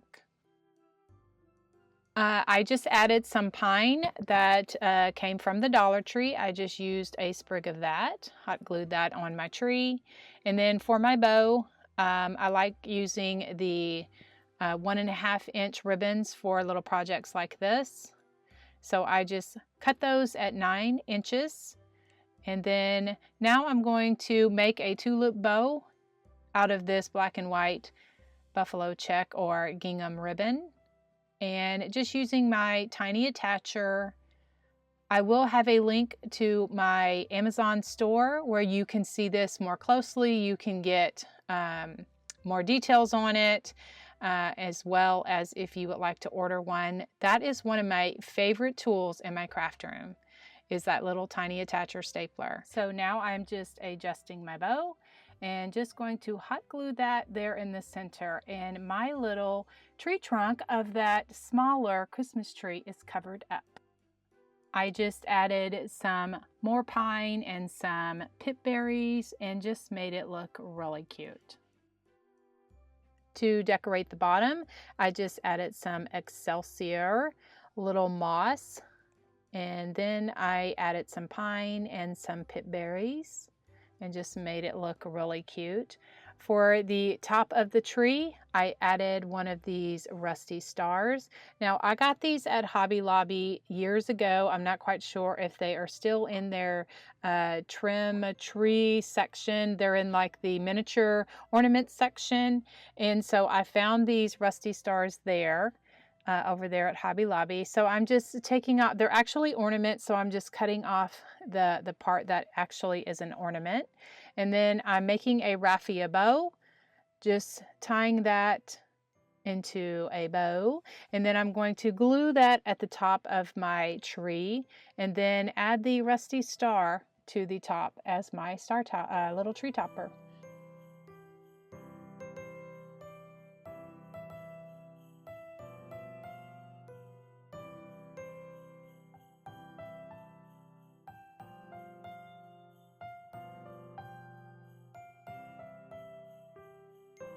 I did the same thing with the smaller tree, added it to the wooden sign with some scrapbook paper and then inked around the edges to give it a more rustic feel. I also added some Excelsior pine and berries to the bottom. And then to give it a little more decoration, I just added some jute and then also added some pip berries.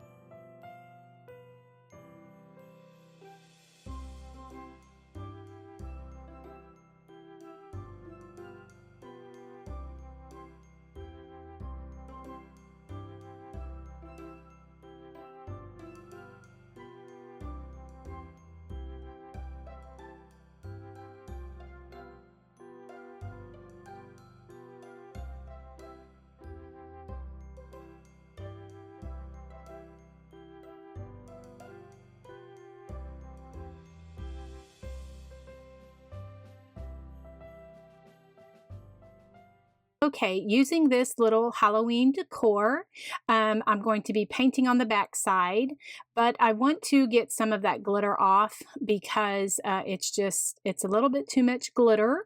And when I put my scrapbook paper on, I don't want it you can see through it if it's a little raised or embossed. And so, like I said here, you'll see multiples of the pumpkins in the video, but it's just because I was doing a lot of them at a time. And I like to do that. So to get my paper, my one sheet of paper is 12 by 12 and it wasn't quite long enough. So I needed to adhere 2 of them together and then trace out my pumpkin, and then I just cut that out with my scissors.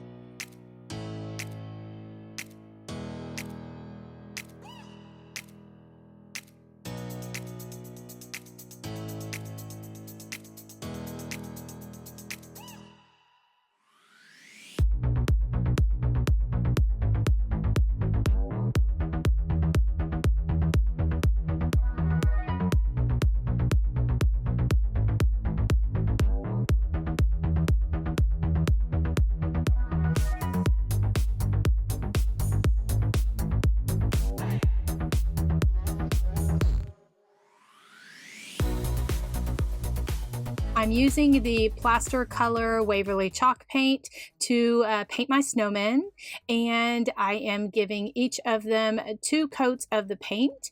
Then I will adhere my scrapbook paper to the back of the pumpkins, is where the jack-o'-lanterns are. I want to cover up those jack-o'-lanterns. All of my scrapbook paper came from Hobby Lobby. It's the Paper Studio brand. Anyway, and so then my Mod Podge, I am just adhering it. I find it helpful to work in sections, so I just do half of the paper and then I put the other half on. I'm using my roller as well as my squeegee. And then now I am going to shade my little snowman using some brown milk chocolate paint. I take a flat paintbrush and I dip half of my brush in paint, the other half in water, and I blend it there on a paper towel. All of my favorite brushes will be linked in the description box below if you would like to know exactly which brushes I use.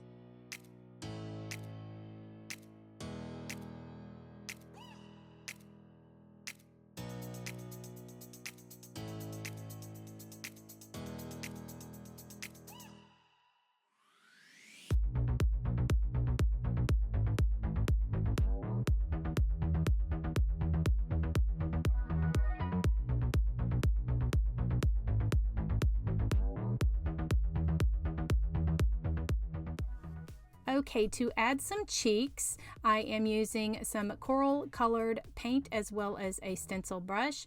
I just dab that on with the stencil brush.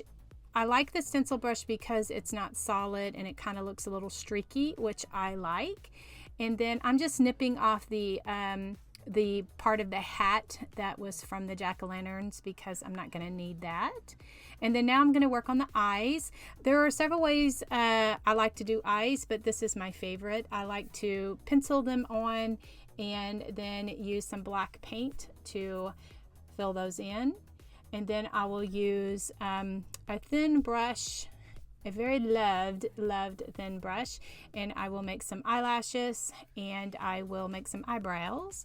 And then also I'll work on doing the nose. I like to use puffy paint for for my noses, and I just use little squigglies by just making sure the puffy paint is like where the paint is near the end of the little bottle, because I don't like those little air pockets that go poof, Anyway, so I just make some little squiggles to make the nose. And then now I'm just adding some character to the eyes by just taking my brush and just adding some little white to the eyes, using the end of a paintbrush to add a little dot, and that gives me my eyes. Just using my little heat tool here to kind of set up my little carrot nose, and then I'm going to do my doodles with my black Sharpie marker. First I'm using the fine point Sharpie marker going all the way around.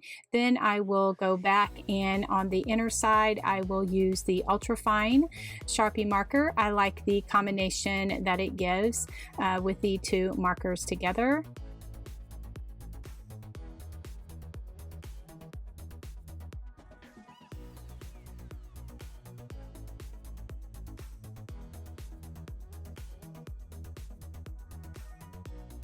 Now I'm going to make a mouth for my little snowman, and I dip my the end of a paintbrush. I use that to make my little dots, and by dipping it every single time, it keeps my dots the same size. And then now I'm going to splatter, and just taking a stiff stencil brush and a wooden stick, I just run the stick across my bristles toward my body, and then the paint goes on the project or wherever I want it to go.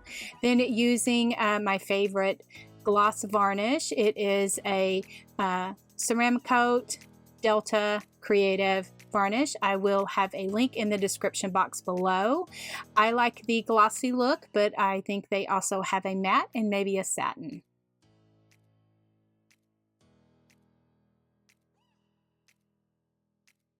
Okay, for his little hat, I'm using a sock from the Dollar Tree, and I just had some stuffing that I just put in there to kind of give it some filler where it kind of looks like a little head. And then I'm just kind of positioning it. And I have these clear rubber bands that I pick up from the Dollar Tree in the hair accessory section, and I'm just gathering that there because I'm going to be putting some bells and some little ribbon. I just cut off the toe only because, so that I can spread it out just a little bit.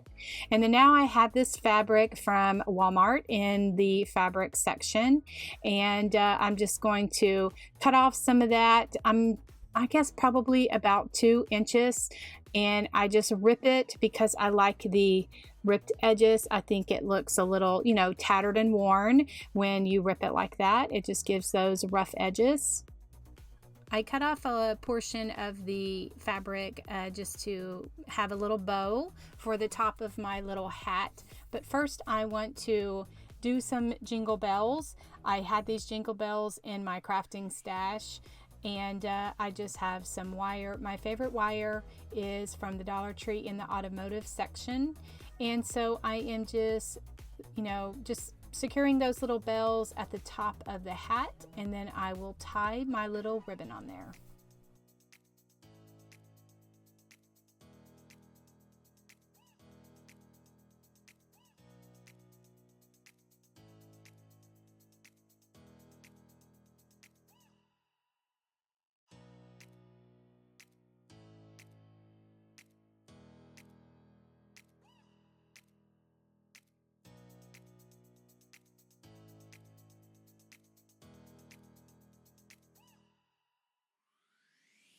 Now I'm tying some fabric around his neck for his little scarf, and I'll just add some greenery and some raffia and some berries. And so I'm just kind of playing with it here.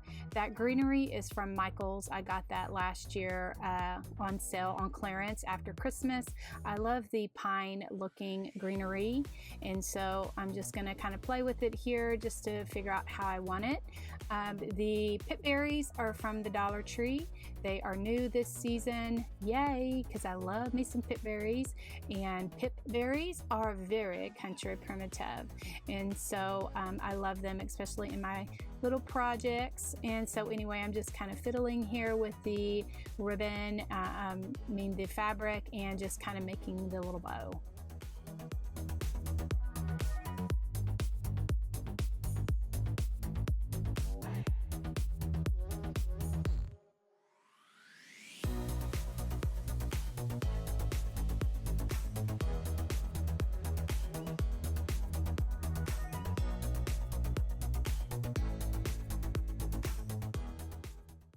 I added some buttons as well as a rusty little snowflake that I had in my stash, along with those little rusty jingle bells, and my little primitive country heart is happy, happy, happy. I love this so much, and I thank my member, Sweet Diane, over in the Country Charm community for sharing her idea.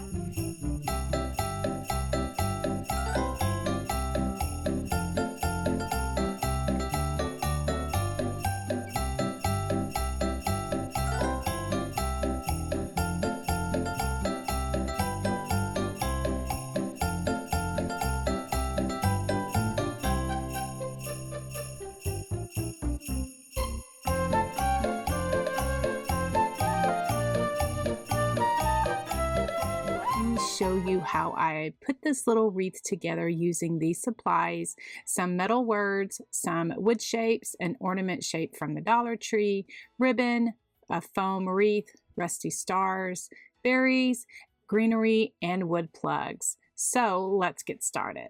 For the wood shapes, I'm using these from the Dollar Tree. The larger one is from Hobby Lobby. I'm going to use holly green for the tree and milk chocolate for the top of the star and then the bottom of the little tree, and just giving each tree 2 coats of paint.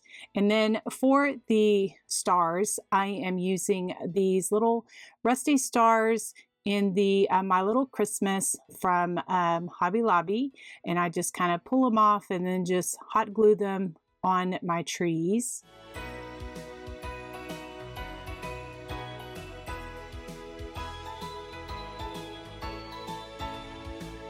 For the little trim on the trees, I'm using some little trim from Hobby Lobby, and I just glue it on with my hot glue, and I love it. It's just so cute, and it just really makes the little tree just so festive and fun. To decorate my tree a bit more, I'm using these little furniture plugs. They're in the unfinished wood section at the craft store, and the smaller ones are 5/16, and the larger one is a 1/2 inch. I just hot glued them to my tree.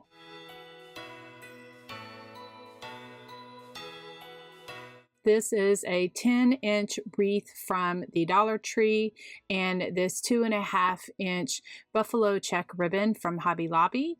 I just wrapped it at a diagonal on this wreath, just hot gluing it in different places all the way around the wreath.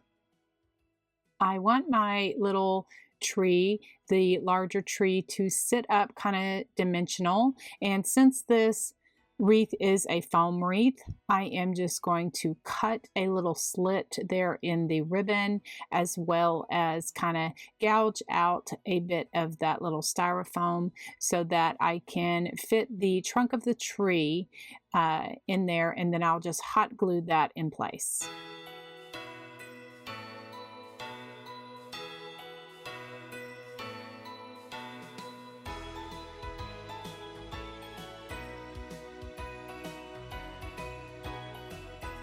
I'm going to work on my ornament so that it can dry. I removed the little silver top part just with my little scraper, and then I took my sanding block and sanded off as much glitter as I wanted, because I gave this ornament 2 coats of white chalk paint on both sides. I want my little ornament to have the shiplap look, so I'm just taking a ruler and my box blade and just making some little indentions across the ornament to give it a little shiplap look. I'm really not measuring anything. I'm just kind of eyeballing it. I'm not going all the way through. I'm just kind of hitting that top layer. And then you can kind of feel the indentions, but I also ran my sanding block over it to give it a bit of distressing. And then now I'm just going to hot glue the little top of the ornament on there. And then I want to figure out where I want to put my wreath. And then I'm just going to put lots of hot glue on there and just glue the wreath to the ornament. Now I just want to figure out where I want to put my smaller trees, and I just hot glue those to the wreath form. And then I'm using some Excelsior, and I like to get the fine Excelsior. I get it at Joann's, and I always use my 40% off coupon. And so then I just kind of add that to the bottom. It kind of adds like a filler, and it I like the color of it, and it just kind of adds a bit of rustic feel to my project. So then I'm just hot gluing that there on the bottom of that where those trees are, and it kind of helps. It also is something for my greenery to grab onto. This little frosted greenery is from Walmart, and I'm just taking a few sprigs of those and just hot gluing those to the bottom of the little wreath. And then this pine is from Hobby Lobby. I cut off a couple of little sprigs of that. And since this is a foam wreath, you know, if I could get those to stick in there, and then I just hot glue those in place. And this little wreath is looking really cute.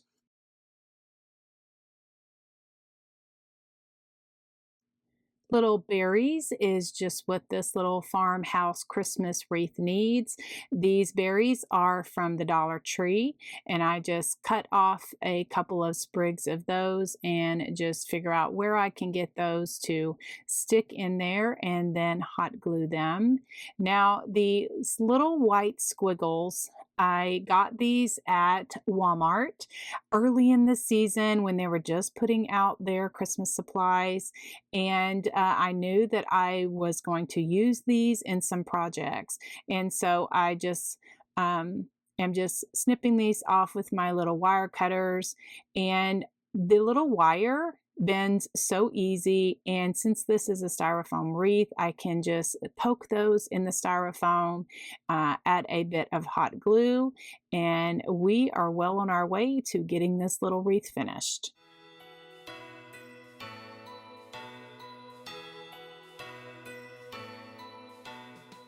A couple of the little wires were a bit hard to stick in the little styrofoam, so I just pulled out my paper piercer. I got that years ago. I don't remember where I got it from, and I just poked some holes in the little styrofoam, and then that gave me the little hole to stick my little curly Q in. To get my Believe to look like it is rusty, I'm using a combination of truffle paint and milk chocolate paint. I just painted the word with 2 coats of the truffle paint, and then I just dabbed on some milk chocolate paint to give a rusty effect.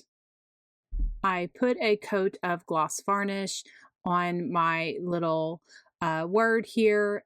Since these words are metal, they kind of, you know, chip a little bit, and the varnish kind of helps from, you know, the chipping of the little paint. And so then I hot glued the little word onto my little wreath and just kind of position everything and figuring out what I want to do for the little bow. I have my same 2.5-inch buffalo check ribbon, and I'm just going to make just 2 loops. I secured it with my little tiny attacher, little stapler that kind of helps hold my little ribbon together. I will have a link in the description below if you are interested in getting the details of what that little stapler is. And then back to my little bow, I'm just trying to figure out how big I want my little bow and what I'm going to want to add to it. So I'm just cutting off just a small piece of the ribbon, and then I just glue the ribbon so that I can, you know, make it where it will look nice in the middle of it, and then just hot glue the bow to the wreath.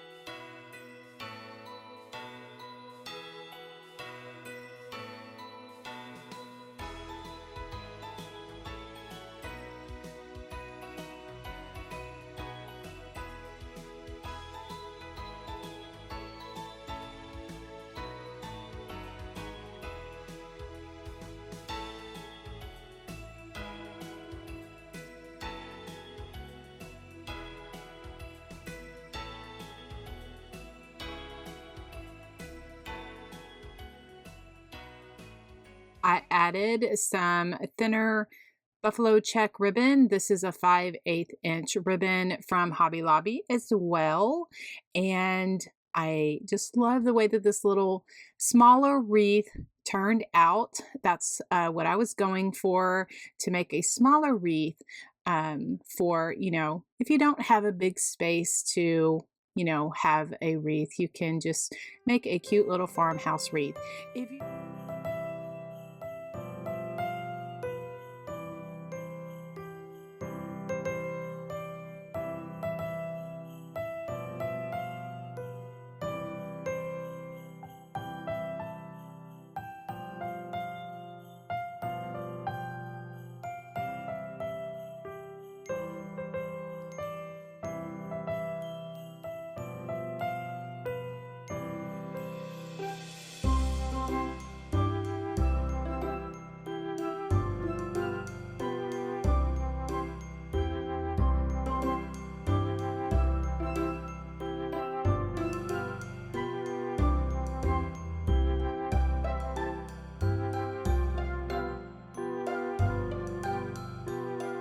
Okay, for my trucks, I put a layer of white paint over them so that when I painted them red, it wouldn't take as many coats.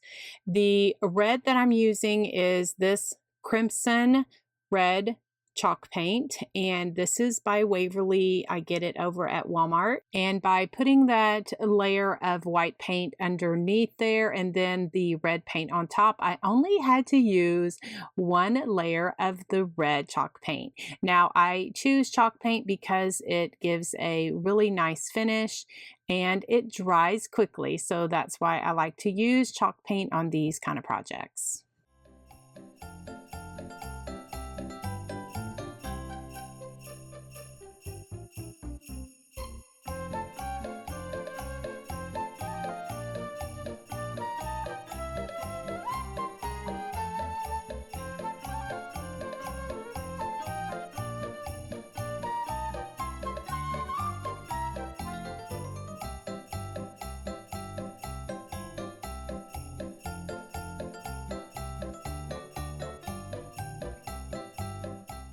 I'll just continue to bring my little red truck to life. I painted the bottom of the outer truck with some granite gray paint, and where the little license plate goes, and then on the larger truck I just paint a back glass, just kind of freehanding that with a layer of that granite gray paint. And then I will just finish up by adding some shading, and then I will enhance my you know, my tires so they look, you know, a little bit more realistic.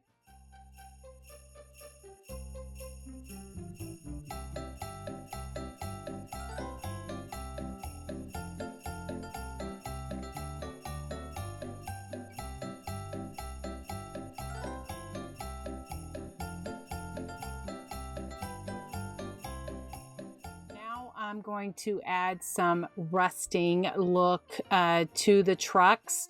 Now, don't pay any mind to that ho ho ho sign, because at first I painted that. I was going to add that to the back of my truck, but then it didn't look right, and so I had to rethink it, and that's when I came up with the Merry Mail sign, and I like it a lot better. So I will just be using that ho ho ho sign in another project. And what I'm doing to add the rust to my truck is I have some brown paint, and I have a stencil brush, and I just go through and using the brown paint, and I also use some orange paint, and I am just, you know, giving it some enhancement of the like a rust. And so then now I have some silver paint. I think I got that at Hobby Lobby, and then I'm going to give it some my glass, like some reflection, so it kind of looks a little bit more realistic. Just adding that, and then also a little bit later or sometime during this video, I remember that I need to add some rear view mirrors, so I will also use that silver paint to paint the sides of the little truck, like where the pumpkins were for those harvest trucks. Man, I just love the way that this is all turning out. Now I will use my fan brush and just add some white highlights back to the back of the truck, as well as the, larger truck. Just adding some highlights to it.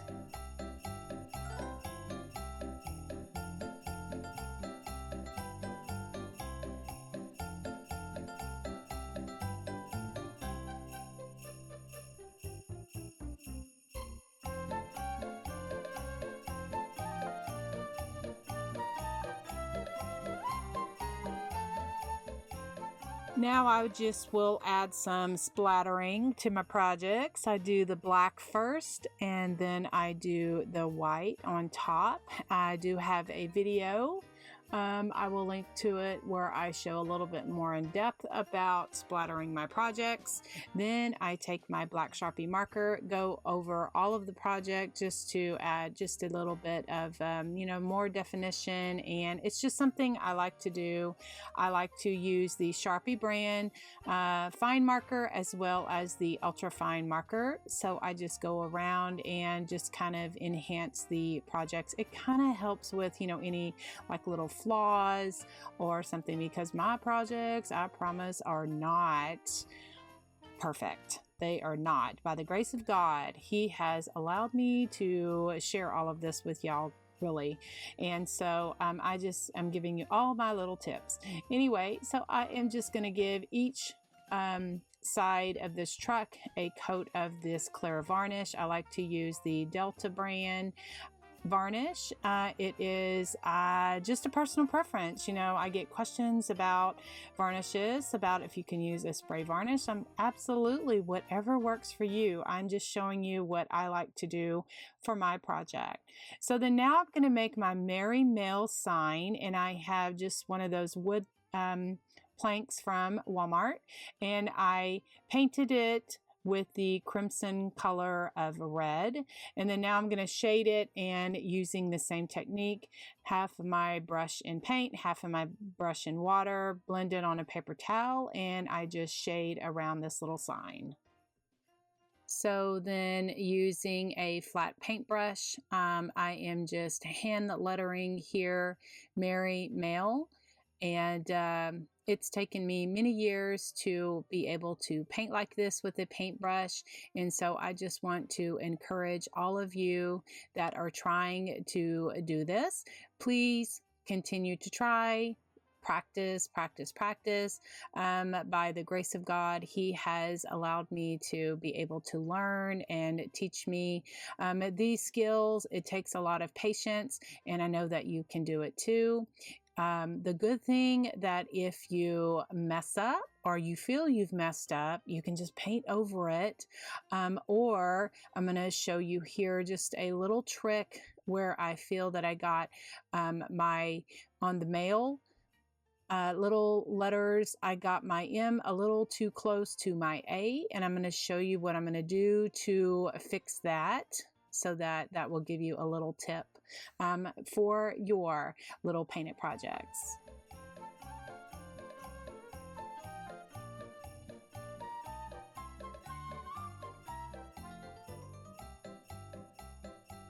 So I just have some crimson red paint here, and I just have a thin liner brush, and just taking some paint, I just paint in between those letters so it kind of looks like, they're separated a little bit more. Then a baby wipe is a crafter's best friend, and I use them all of the time in my craft room. And if I mess up a little bit, I can just use a little baby wipe to kind of help me out. So just going around the letters, and if there's any little letter that's a little out of whack, I just take my paint and my liner brush, and I just kind of clean it up just a little bit. And so then now I'm just going to add some dots by using the end of a paintbrush. And sometimes when I, do my little happy dots with the little paintbrush, it kind of splatters a little bit. And, you know, I'm okay with it, but if you're not, just be careful with that. But it kind of gave me an idea to, you know, add some little polka dots to this sign. And so sometimes, you know, that may be viewed as a painting error or a little mistake, actually turns out into a happy little unique accident. So anyway, so I'm just going to finish up here by putting the happy dots on my letters, and then I'll go back and I will use a stylus to add some little white dots to give the sign a polka dotted look.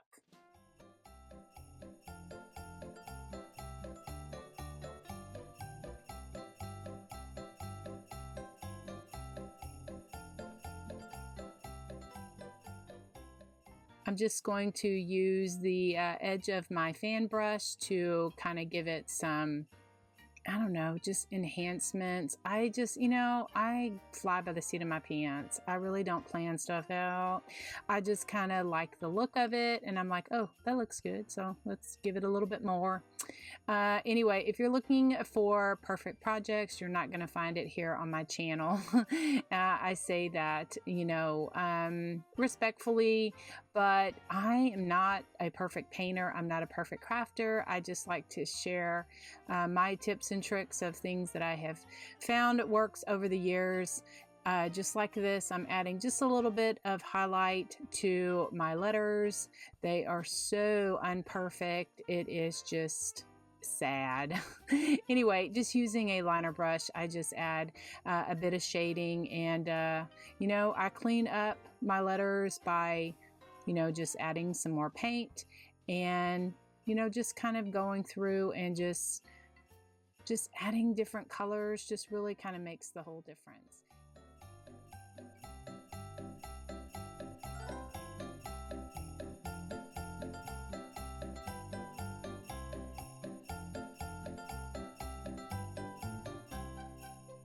To glue my box to my truck, just using some Aleene's tacky glue as well as some hot glue, and I just line it up at the bottom and just kind of you know, position it down at the bottom. And I love the way that this is turning out. I think this little truck is just going to turn out so cute, and I'm going to look forward to using it for years to come.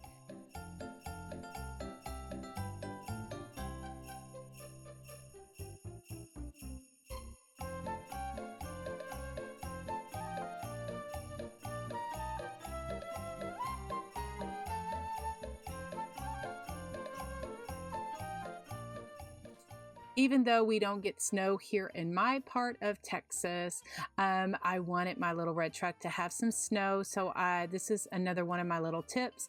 I use all-purpose caulk and a little stick, and I just kind of put it on, just hitting the high areas, you know, like where snow would fall, and let that dry completely. So then now, I'm going to decorate the truck, and I thought about adding some little mini lights, but that didn't work out. I'm adding I have some of those greenery ties from the Dollar Tree, and some pip berries also from the Dollar Tree, and I just cut off a little bit of that. And I didn't want to put a whole lot of decorations on here because it's going to be functional. It is my Christmas card box, so just putting some little enhancements as far as the little pip berries, and just kind of putting it around the edges and hot gluing that on the back just works great for me.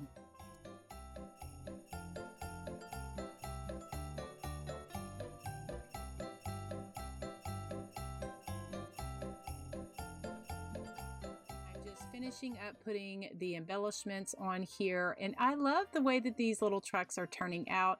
I'm so happy that I picked up several of these with the forethought that, you know what, I'm going to want to use those in other seasons and to create different things. I did the harvest truck. I also did a Halloween one with the Boo Crew, and then now doing this Christmas card box. I just love the way it turned out. Okay, this is going to be the bow tutorial for my little Merry Mill red truck. Okay, these are all of the ribbons that I'm using here in this bow. This ribbon is from Hobby Lobby, and I like it because they have stitched it versus this is one that I've had from a couple of years ago, and I don't even have any idea what it's supposed to be stitched, but yeah, it's not stitched. Anyway, and it comes apart, but this one is stitched a little bit heavier, so I like this one. And then this also is from Hobby Lobby. It's kind of like a tweeted burlap. And then this one, these three are from the Dollar Tree. This black polka dot, this white polka dot, and then this burlap ribbon. I like this burlap ribbon because it kind of curls on itself, and I'm going to be using that. This one is also from Hobby Lobby, and then I got this one this year from Walmart, and I like the larger black and white buffalo checks, so I'm going to be using that.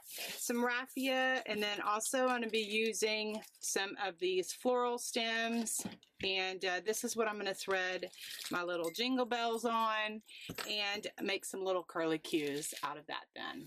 And I'm also going to be using some greenery. These are those little Christmas ties or pine ties that you can get from the Dollar Tree. I like to use a shelf liner underneath my mat because it helps with movement of my little mat when I cut my ribbon. And so then I'm taking this burlap with the red and burlap checkered or gingham and measuring that out to, for 10 inches, then taking my rotary cutter and then I cut that.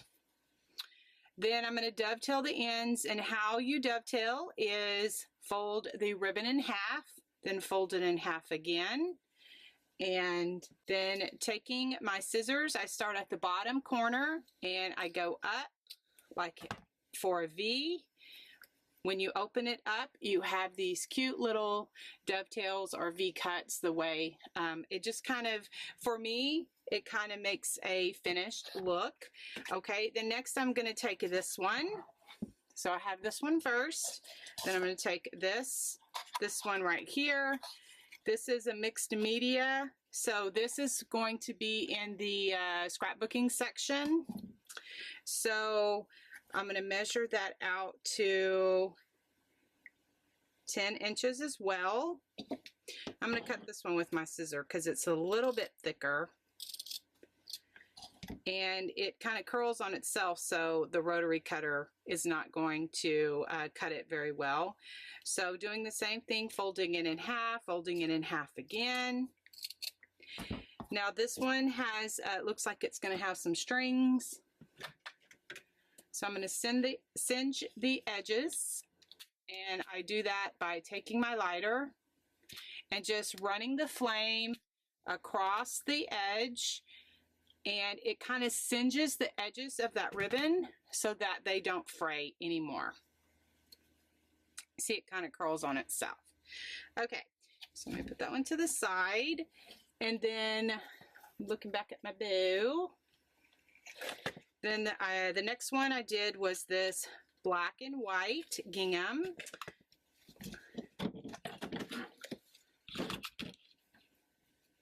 I'm going to roll that one out to 9 inches because I want it to be just a little bit shorter. Cut that off. Do the same thing. Fold it in half. Fold it in half again.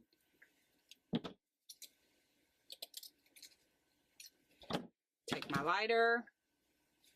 Just run it across the edges of it. I didn't do it to this one because this one seems to be not fraying, so I'm just going to leave it like that. But this one right here kind of comes, it just depends on your ribbon. And the more you work with ribbon, the more you'll be able to determine, hey, I'm going to need to singe that, or it's not going to bother it. Okay, so then next I'm taking this polka dotted ribbon, cut that at 9 inches. Fold it in half again, dovetail the ends, have this black and black polka dotted burlap, cut that one at 9 inches.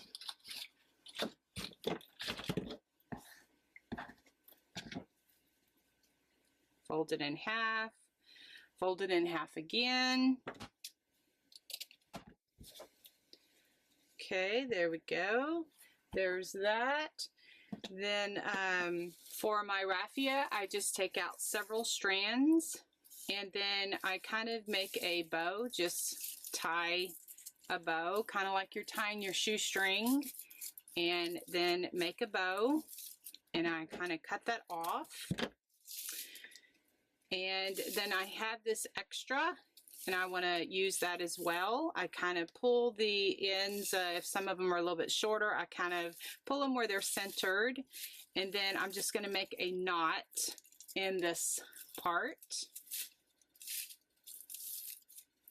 so that I kind of have these little straggly ends of the raffia. Cut off any of the excess that may stick out too far. I don't like that. So then I'll layer my bow where I have some of this here, and then, you know, I have the little tails. Okay, for my jingle bells, I'm using a one of these floral stem. Probably got it at Hobby Lobby or Joann's or Michael's or something like that. It's this floral stem. You can get it in the floral section. So I'm going to use a stem of that, and I have 3 of these jingle bells, and then I'm just going to thread the jingle bells on this little stem to the middle.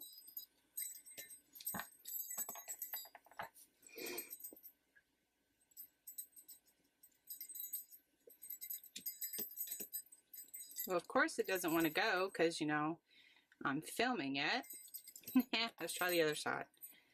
Okay, see, that one went on much simpler. So then we're gonna, okay. So then I have these 3 jingle bells. So then I kind of position them so they kind of look, you know, clustered like that. And then I'm just gonna twist it so they kind of look like a little cluster of the jingle bells, like that. And then, so then I kind of twist the wire, pull that out like that. So then now I'm going to layer my bow. So I have, I'm going to cut my greenery, I'm going to cut that in half. It doesn't have to be exact. Just going to cut that in half. Okay. Have my little tiny attacher, little mini stapler. This is my favorite thing to use when I am making a bow. And okay, so I'm going to put this one first. Then I'm going to kind of layer this one on top of there. Kind of crisscrossing, making an X. Let's see, I think I put this one. It doesn't matter. It's just that this is just my personal preference. So see how this kind of, you can see all the ribbons when you kind of crisscross them like that without them being covered up. And so I'm going to take my little tiny attacher and I staple them so they all stay together. So then I can layer on my other elements, and what I'm doing here is just kind of bending the greenery where it's not totally straight. See how this one's straight? I kind of bend it, kind of make a U or something like that. Layer that like that. Then now I'm going to take this part of the raffia with the little knot. I'm going to layer it like that. Then I take this one, which is the, oh wait, I wanted to add this ribbon. I forgot to add this one in the, on the truck, and I wanted to add it. So back up, back up, back up. Y'all, this is real crafting, okay? I usually fast forward through all of this stuff, but I've been getting comments that y'all want to see these things, so I am going to be showing you a little bit more. I'm going to cut this at 10 inches. And so then I'm going to dovetail the ends of that.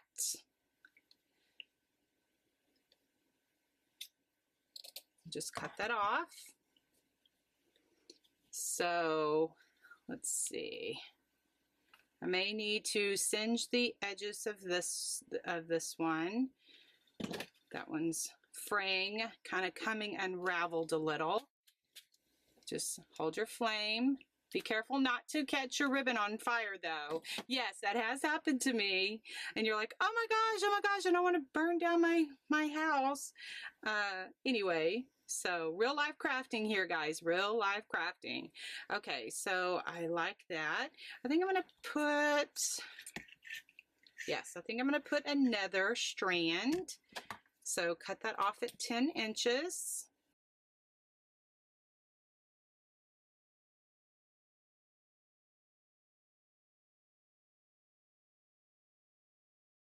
I have my layered ribbon, which I took my little tiny attacher. So then now I'm going to take this ribbon is from Walmart. So I'm going to layer those like that. Now I'm going to take the greenery, put that back on top of there, put this here and this here. Just kind of scrunch all of this together. Now I'm going to take my wire with my jingle bells, and I'm just going to thread it through. I thread it through like my middle finger and my ring finger, and then I kind of position my jingle bells where I want them. Just kind of bring it around where it's kind of gathering it there. You might need to position your ribbon just a little bit. Okay, now one thing that helps me is some needle nose pliers. You can get needle nose pliers at any hardware store, Lowe's, Walmart, anywhere that, I think even the Dollar Tree sells some of these. These are like a crafting must for my crafting. And so I'm kind of holding it tense and kind of pulling it together where it kind of gathers in the middle. So then I just kind of twist it so that it holds. Then I'm going to bring this wire back through the front. So it kind of, you know, looks there like it's coming out from the front. It's kind of doing a dual purpose. It's holding my ribbon, and then also then I'm going to make some little curly cues with this. So I'm going to take a very thin paintbrush because I want some thin curly cues, and I'm just going to twist it around the paintbrush. Sometimes at the ends of those little wires kind of stick out. I take my needle nose pliers and I fold it over so that it gives it a nice finish like that. So then let's do the other side. And with the little thin brush like that, you can really get in really close to the, you know, the end of those little jingle bells. So see, this is all funky, so we don't want that. I may cut that off because that was kind of coming unraveled. So we do not want that on our project. I think that looks good. I don't even have to do anything with that. And then just kind of fluff out your ribbons. Always fluff. That's why we like to use wired ribbon. The only ribbon that's not wired is this mixed media ribbon, but it has enough form that if you use it with other ribbon, it's going to look very nice.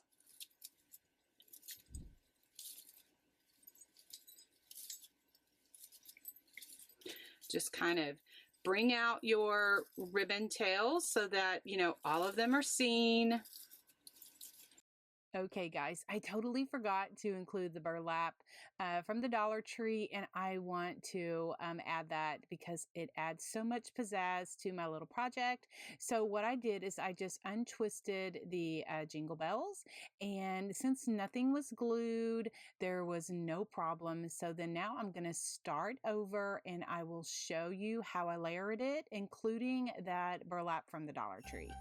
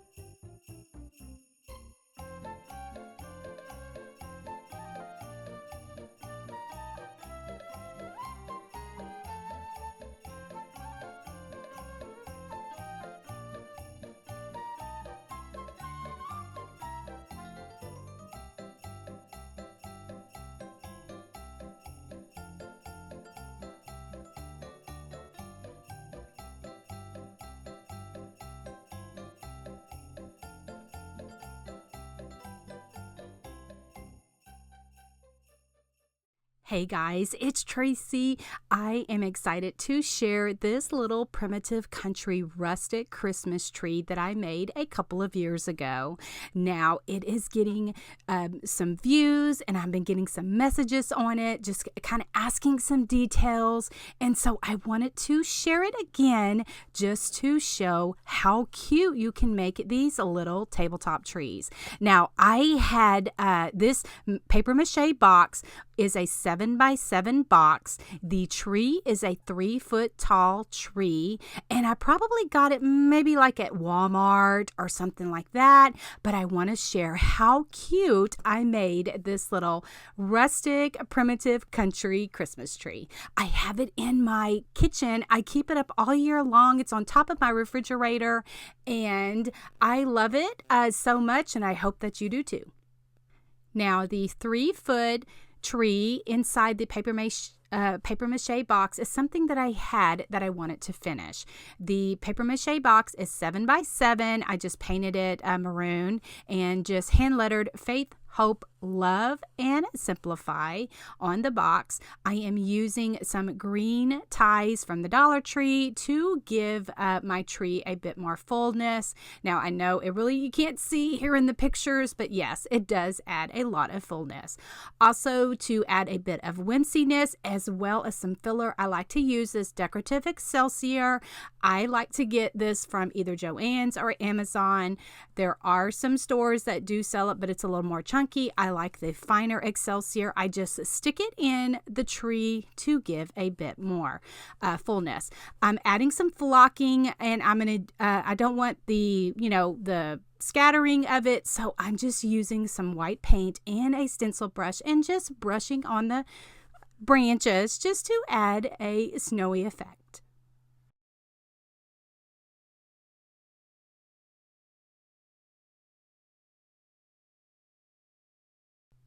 Now for the fun part, I'm going to decorate my little primitive country tree with some berries. I love my berries. These maroon berries I got from Hobby Lobby. I just took them apart and just hot glued them in the strands on the stems, branches of the trees, just sticking them in. And then for the pit berries, I had this garland. I just untwist the berries, and when you untwist them, they kind of come out in little clumps or little groups like this. And so then if the stem is too long, I clip it off and then just stick it in there, and it kind of looks a hot mess here, but it really is not. And then once I get all of my other embellishments on, it just ties everything together. Just to add a bit more texture, I have this pine I just took apart and just glued it in the tree, as well as these burlap stems. Now I got these over at Walmart. I got them early in the season, probably like in August or September. I just took them apart and I just stuck them, glued them into the tree to add some dimension and a bit more character. It just all ties everything together. For these little trees, you you can just stick them and create so many different designs to match your style. Now I'm going to add some of this rustic ribbon. This I get at Hobby Lobby, and I'm not cutting it. I'm just, twisting it around the branches, and just twisting it and twirling it, intertwining it in the tree, and until I like the fullness of it. And yeah, I'm really loving the way that this tree turned out.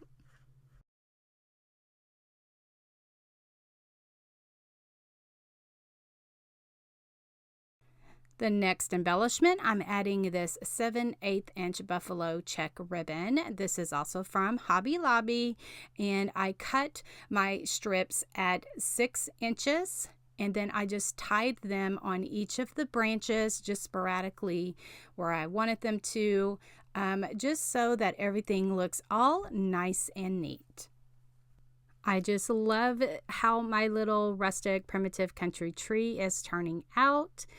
Just looking at all of the pitberry goodness and the curlicues of the burlap and the buffalo check ribbon just makes my heart just happy, happy, happy.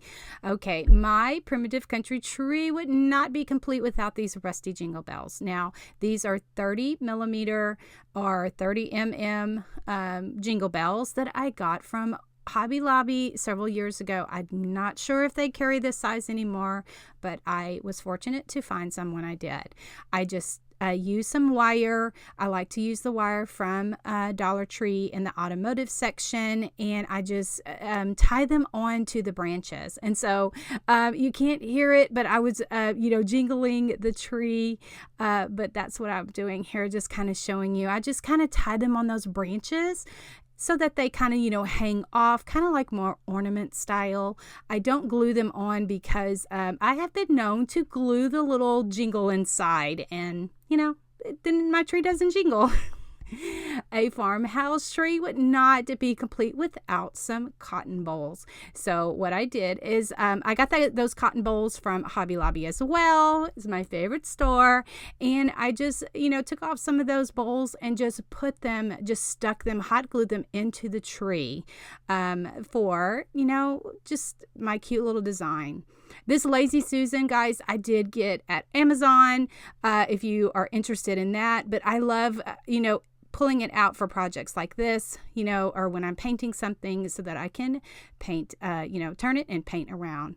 I'm a raffia person. Not everybody is, but I just tied some raffia at the top, kind of like, what my star is. But Hobby Lobby does have the large 2.5 inch stars that you could definitely put on top. Now would be the time to include some lights. If one would choose to add lights, you always add those on your tree last.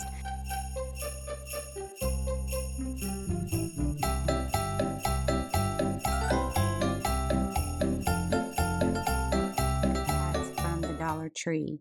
I just took off all of the tinsel, and then I cut off the nubs that were around the plastic frame. To give it a bit more thickness, I used some quilt batting. This is just a personal preference because I wanted my Santa hat to be a bit more thicker. And so I just cut out, the shape of it, just added it to the frame. It gives it a little bit more stability. To cover the top of my Santa hat, I'm using this 10-inch decorative fabric. Now, I picked this up from Walmart, and I am just going to hot glue that, just position it on the hat, just kind of tucking and folding and gluing as I go around, just to make sure that everything is nice and neat.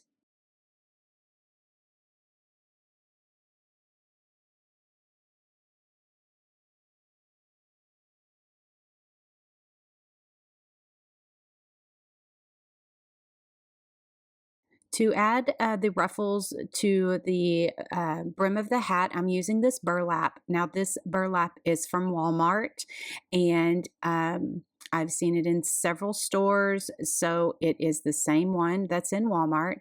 I cut my burlap 7 inches in length, and then I just used a ruffle technique, just gathering them in the center using a pipe cleaner and then just tying them on to my Santa brim. Now I'll just continue to do this until I get the thickness in the fullness that I want. I'm not sure how many bundles this is. I don't work like that.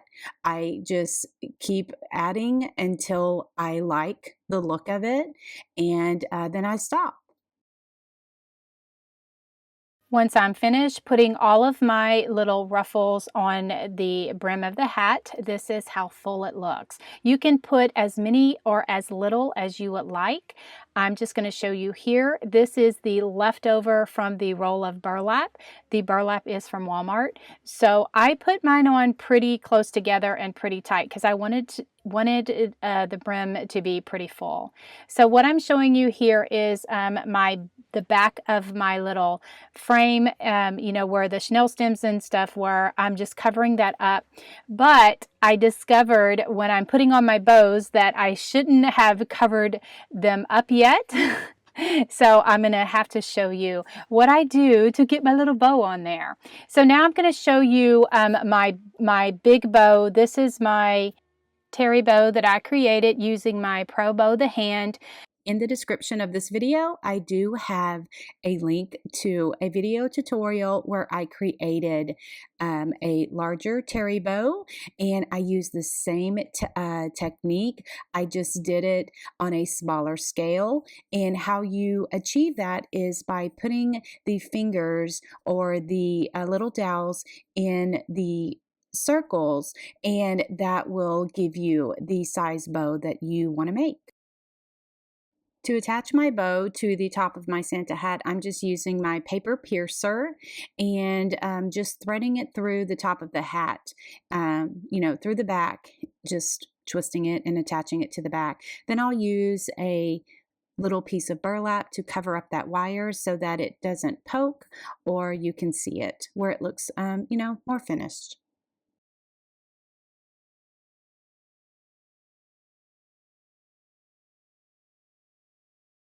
Now I'm just going to make some rustic bows for the brim of the hat. I've already made 2, and then I'm going to show the third one here with you. So these little 1.5 inch ribbons are cut at 8 inches, and then this red and black buffalo check, this ribbon is from Hobby Lobby, and I am just going to make a simple little bow here, and those loops are approximately 3 inches or 3-inch loops. So now I have my little tiny attacher. It's just a little bitty stapler that helps secure the ribbon so that I can hold it all together, and then, you know, so I can put it together and make a cute little bow. That little tiny attacher, I get questions about it a lot. There is a link in the description below if you would like to see it up close, or you can buy them at the craft store. They're in the scrapbooking section. So then now I'm just going to continue to build my bow, and the base of my bow is the buffalo check, and then I'm just going to layer on my burlap ribbons and then topping it with the 1.5 inch buffalo check ribbon. Then I just have a chenille stem, and I'm just going to secure that, and then I am going to discover that, oh my goodness, you have glued the back onto your Santa hat. So now I'm like, okay, I'm just going to thread through here and find the frame, and so no worries. It just takes me a little bit because I don't want to pull off the back, or, you know, kind of pull the ribbon apart. So I am just maneuvering through there, finding that part of that Santa hat, and I'm just going to twist that ribbon on there. So no worries.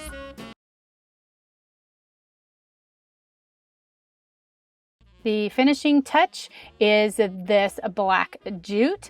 I found this over at Hobby Lobby in the rope section, and so I'm just going to tie this off, and then I will hot glue it to the top of that little buffalo check ribbon.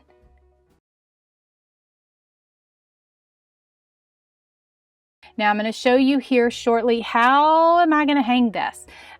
So what I've done is I take a little piece of brown jute string and I just make a little knot, and then I'm going to, at the very, very top where I had already glued that wire or that ribbon down over that wire for my bow, I'm just pulling that back up, and I'm going to stick this in there down pretty far, and then I make sure that that ribbon is really good and secured. Now I do get asked about these pink fingers. It's some Mod Podge hot finger caps. I will have a link in the description below because lots of people don't have access to the craft stores. So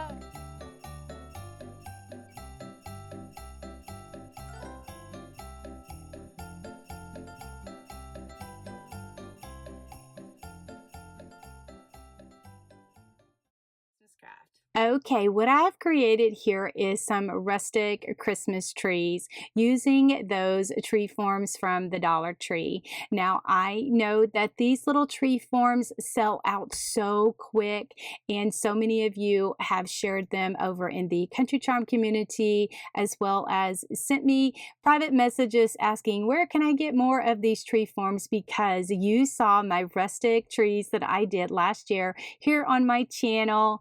I took some tree forms from the Dollar Tree as well as Dollar General and created these adorable little trees. I will have it linked in the description below as well as in the iCard. Now I want to let you in on a little secret. That green tree is using a wooden star from the Dollar Tree. What I did is I just took off the points of the little star and created a little Christmas tree out of it. Okay, so I made sure that one of the tips that I was going to cut off on that star is that's one that had the hole in it because I didn't want a hole in my tree. And so then what I did is put some shelf liner. I like to use this for my projects, and you know, it just kind of helps stabilize it so my mat doesn't move. And then I have a box cutter from the Dollar Tree. I was kind of struggling with it just a little bit. So I am just, you know, taking off those two tips. I have my sanding little block from the Dollar Tree as well, and just sand off any parts of the tree that, you know, need to come off. And I just love the little shape of it, and the little tree turned out really cute. These are the scrapbook paper I'm using. They're both from Hobby Lobby and Paper Studio brand. Now I just trace out the tree form. Now I know this green one is an 8.5 by 11 sheet. I didn't see any of the 12 by 12s in this green, and I really wanted to use that for my tree. So you could use the you know, extra, you could glue that on there or Mod Podge that on there, or I'm not worried about it because that rusty star is going to cover it anyway. So just doing the same thing with the red and black buffalo check. I'm just cutting out you know, with my scissors. And just a tip, if you move your paper and not your scissors, you have a cleaner cut, and it just helps a little bit. So before I Mod Podge on you know, to these wooden trees, I want to paint them. I'm using moss green for the green and crimson red for the red and black one. And I just go ahead and paint a bit of the, you know, around the edges, and then as well as the back. You know, should have used a larger brush, but I didn't feel like pouring it out on a, you know, on my plate or anything. So, you know, I just did it the hard way. Anyway, so now I'm doing the same thing with the red. And what I decided on that tree is I decided to cut off the trunk of the tree. So I didn't paint that. And I probably, you know, if I would have thought about it before, I would have cut that off before I painted it, but it all worked out. So just using some Mod Podge, I just put a thin layer of Mod Podge on the little wooden tree, and then I take my paper and I smooth that out with my squeegee, getting any of the excess out. Like excess Mod Podge, I just use a little baby wipe to get out or to clean off my little scraper.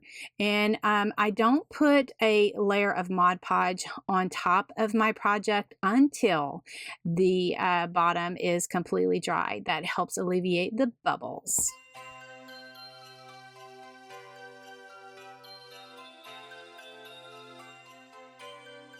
And I found on this black and red buffalo check that some of the edges didn't stick down too good, so I just reinforced them with a little bit of Mod Podge.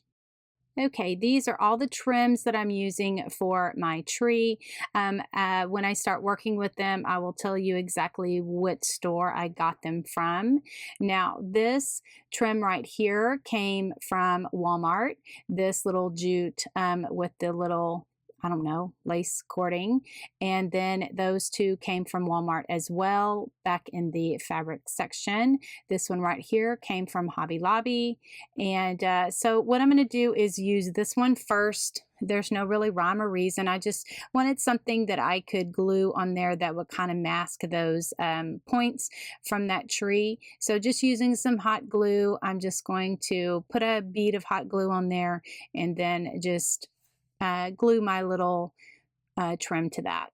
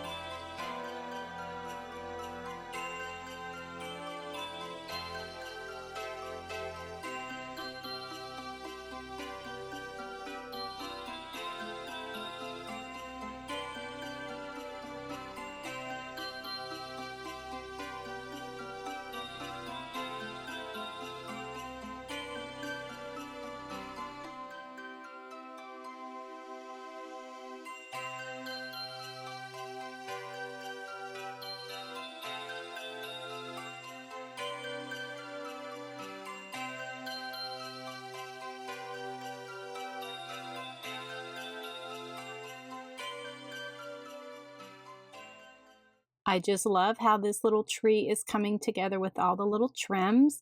Then now I have these little pit berries with the mini jingle bells. It comes on a little strand like this over at Joann's. I got them over at Joann's.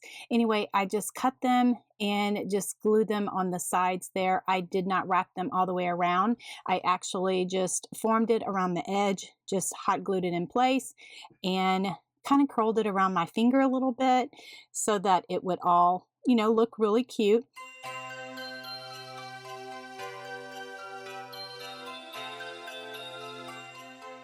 Now this ribbon is also from Joann's, and I'm just making a simple little bow, and I just put it on the edges, and that kind of helps cover up any of the hot glue that may be showing. I just made a knot in the middle and just trimmed off the ends, and then just hot glued that. Then in the middle, I will tie on a little bow.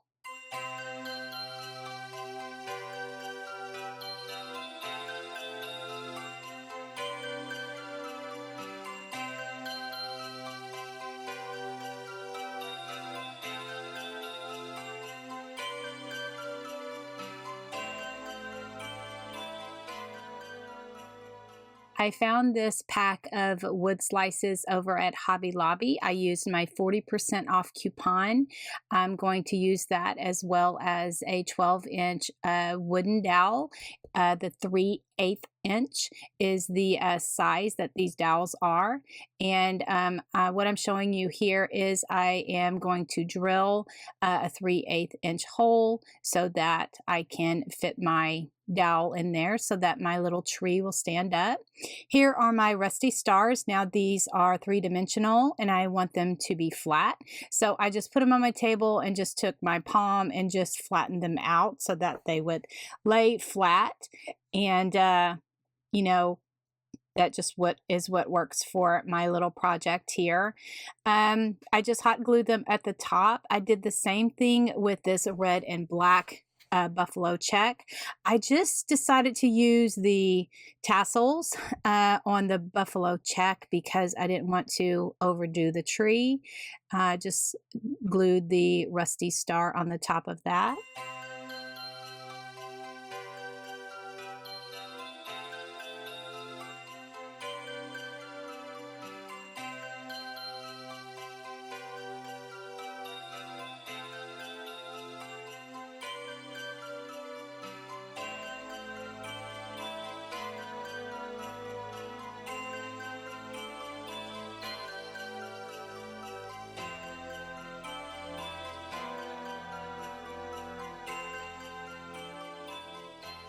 I painted the dowels brown and then just glued them into the little wood slice to make sure that they stand up.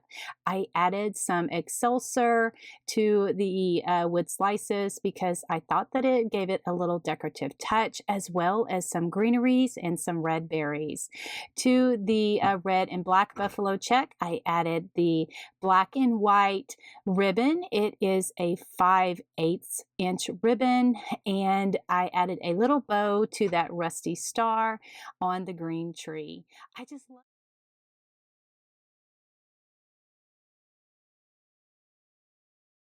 Snowman Deco Mesh Wreath using some cute little ribbons, a snowman from the Dollar Tree. I doodled him up. I will share how I did that and what supplies I used to create this cutie patootie. These are the supplies I used: a 14-inch wreath form, and the snowman is from the Dollar Tree. I have some red mesh, some snowball mesh, some black and white buffalo check mesh, as well as some 21-inch white mesh. These ribbons, the red and black buffalo check, as well as the black and white buffalo check, are both from Hobby Lobby. The snowman ribbon is something that I had in my stash, but you can get that at, like Hobby Lobby or different craft stores, or like Trendy Tree, the Wreath Shop, maybe Craft Outlet, that kind of thing.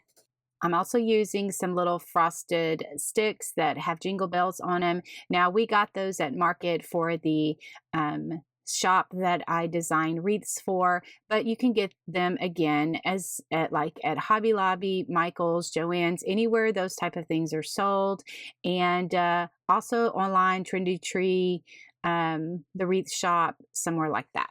This is my favorite way to do mesh wreaths. I have a 14-inch wreath form, and I take some pipe cleaners. I cut them in half so then I can have a little bit more to work with. I'm going to work on the inner ring. I just twist one of the pipe cleaners around the inner ring, and then I take my mesh, I gather it, and then I just twist it around. 1 or 2 times just to, secure it. And then I measure out 10 inches, and that is what this poof is. And then I go to the outer ring and I do the same thing. I twist that on there, and then I'll measure out 10 inches. And then I'll go to the inner ring and I will just twist it on that. And then I'll just continue to do that, go to the outer ring, and twist it on there. So it kind of goes in, out, in, out. So it's an inner ring, outer ring, inner ring, outer ring, until I come back to where I started. And then I have the first layer of my mesh, and it's inner ring, outer ring, inner ring, outer ring, and then I'll continue to layer from there. I have 2 rolls of 10-inch mesh. One is a white snowball mesh. One is the black and white buffalo check. I roll those out on my mat, and then I take my rotary cutter and I cut them both at the same time just to save time. I cut them at 10 inches each, and then I will just kind of roll them into a ruffle. Or a tube. I don't really kind of like have a name for it. I just like tuck the ends under, and then I crisscross them, make a kind of like an X out of them. And then that is what I will put into those ties that I already have on the wreath that I secured the white 21-inch mesh with. So I decided to add some 10-inch black mesh. I just cut it the same way, just cut it at 10 inches and then just rolled it up and just secured it to the edges of around the outer ring of the wreath. And I think that it just added the extra fullness that I was looking for.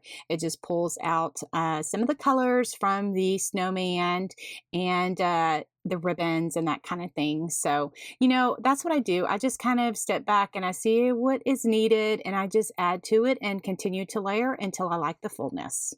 I cut my ribbons at 12 inches each, and I dovetailed the buffalo check red and black as well as the black and white. I dovetailed those.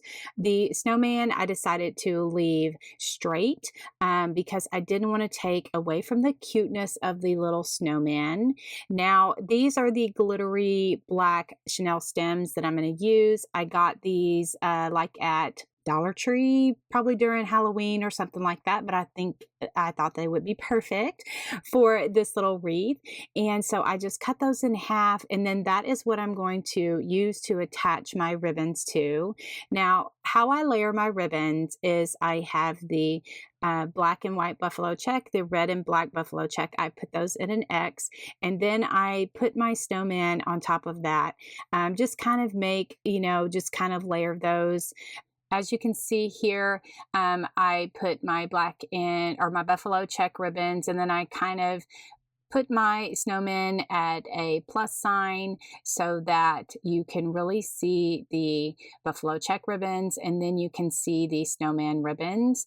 And I try to catty corner them or offset them so that the ribbons are not all going the same way. You can definitely do that. That's just not my style. I know that there are a lot of wreath people that are cringing because that's how they teach you, but it all boils down to personal preference. So whichever way you want your ribbons to go, there's no right or wrong way to do it. It's just whatever you like. I wanted some more red to pull out from the jingle bells on the frosted twigs. So I have some 6-inch mesh here, and I cut 2 they're like 6-inch little strips, and I just rolled them into a tube and I just made an X out of them. And then this ribbon right here is from Craft Outlet. I just made a bow and I cut it straight. I didn't dovetail those because I like to leave these straight. I used my tiny attacher little stapler to hold that in the middle so that I could gather everything together. I will have a link in the description below if you would like to check that out in my Amazon store to get the details. Then I take the red mesh and the black and white bow and I attach that to the wreath with those black Chanel stems going in between the snowman and buffalo check bundles. I just kind of have all of the black and white tails pointing to the outside of the wreath so that it would lay nicely. And then for my snowman, this snowman is from the Dollar Tree and I thought he was a little plain, so I took some white paint and I doodled up around him just using a number 2 liner. And then I also took some orange puffy paint and I squiggled the nose. I added some fine glitter. The fine glitter is Martha Stewart, and I just sprinkled that on there while it was wet. So then I would let that dry. Added some cute little eyelashes with my ultra fine black Sharpie marker. I also added some freckles, which got a little glitter on them because they were still wet from my black puffy paint. I glued the Jingle Bell frosted twigs in the wreath and attached the sign. I used the hole at the top of the hat. I used one hole and then I drilled 2 more holes at the bottom of the little snowman, kind of where the scarf was, and I attached it to the wreath with some chenille stems. I glued what I could of the snowman to the mesh so that it was all secured. And that is how simple it is to make a little snowman Deco mesh wreath. Thank you.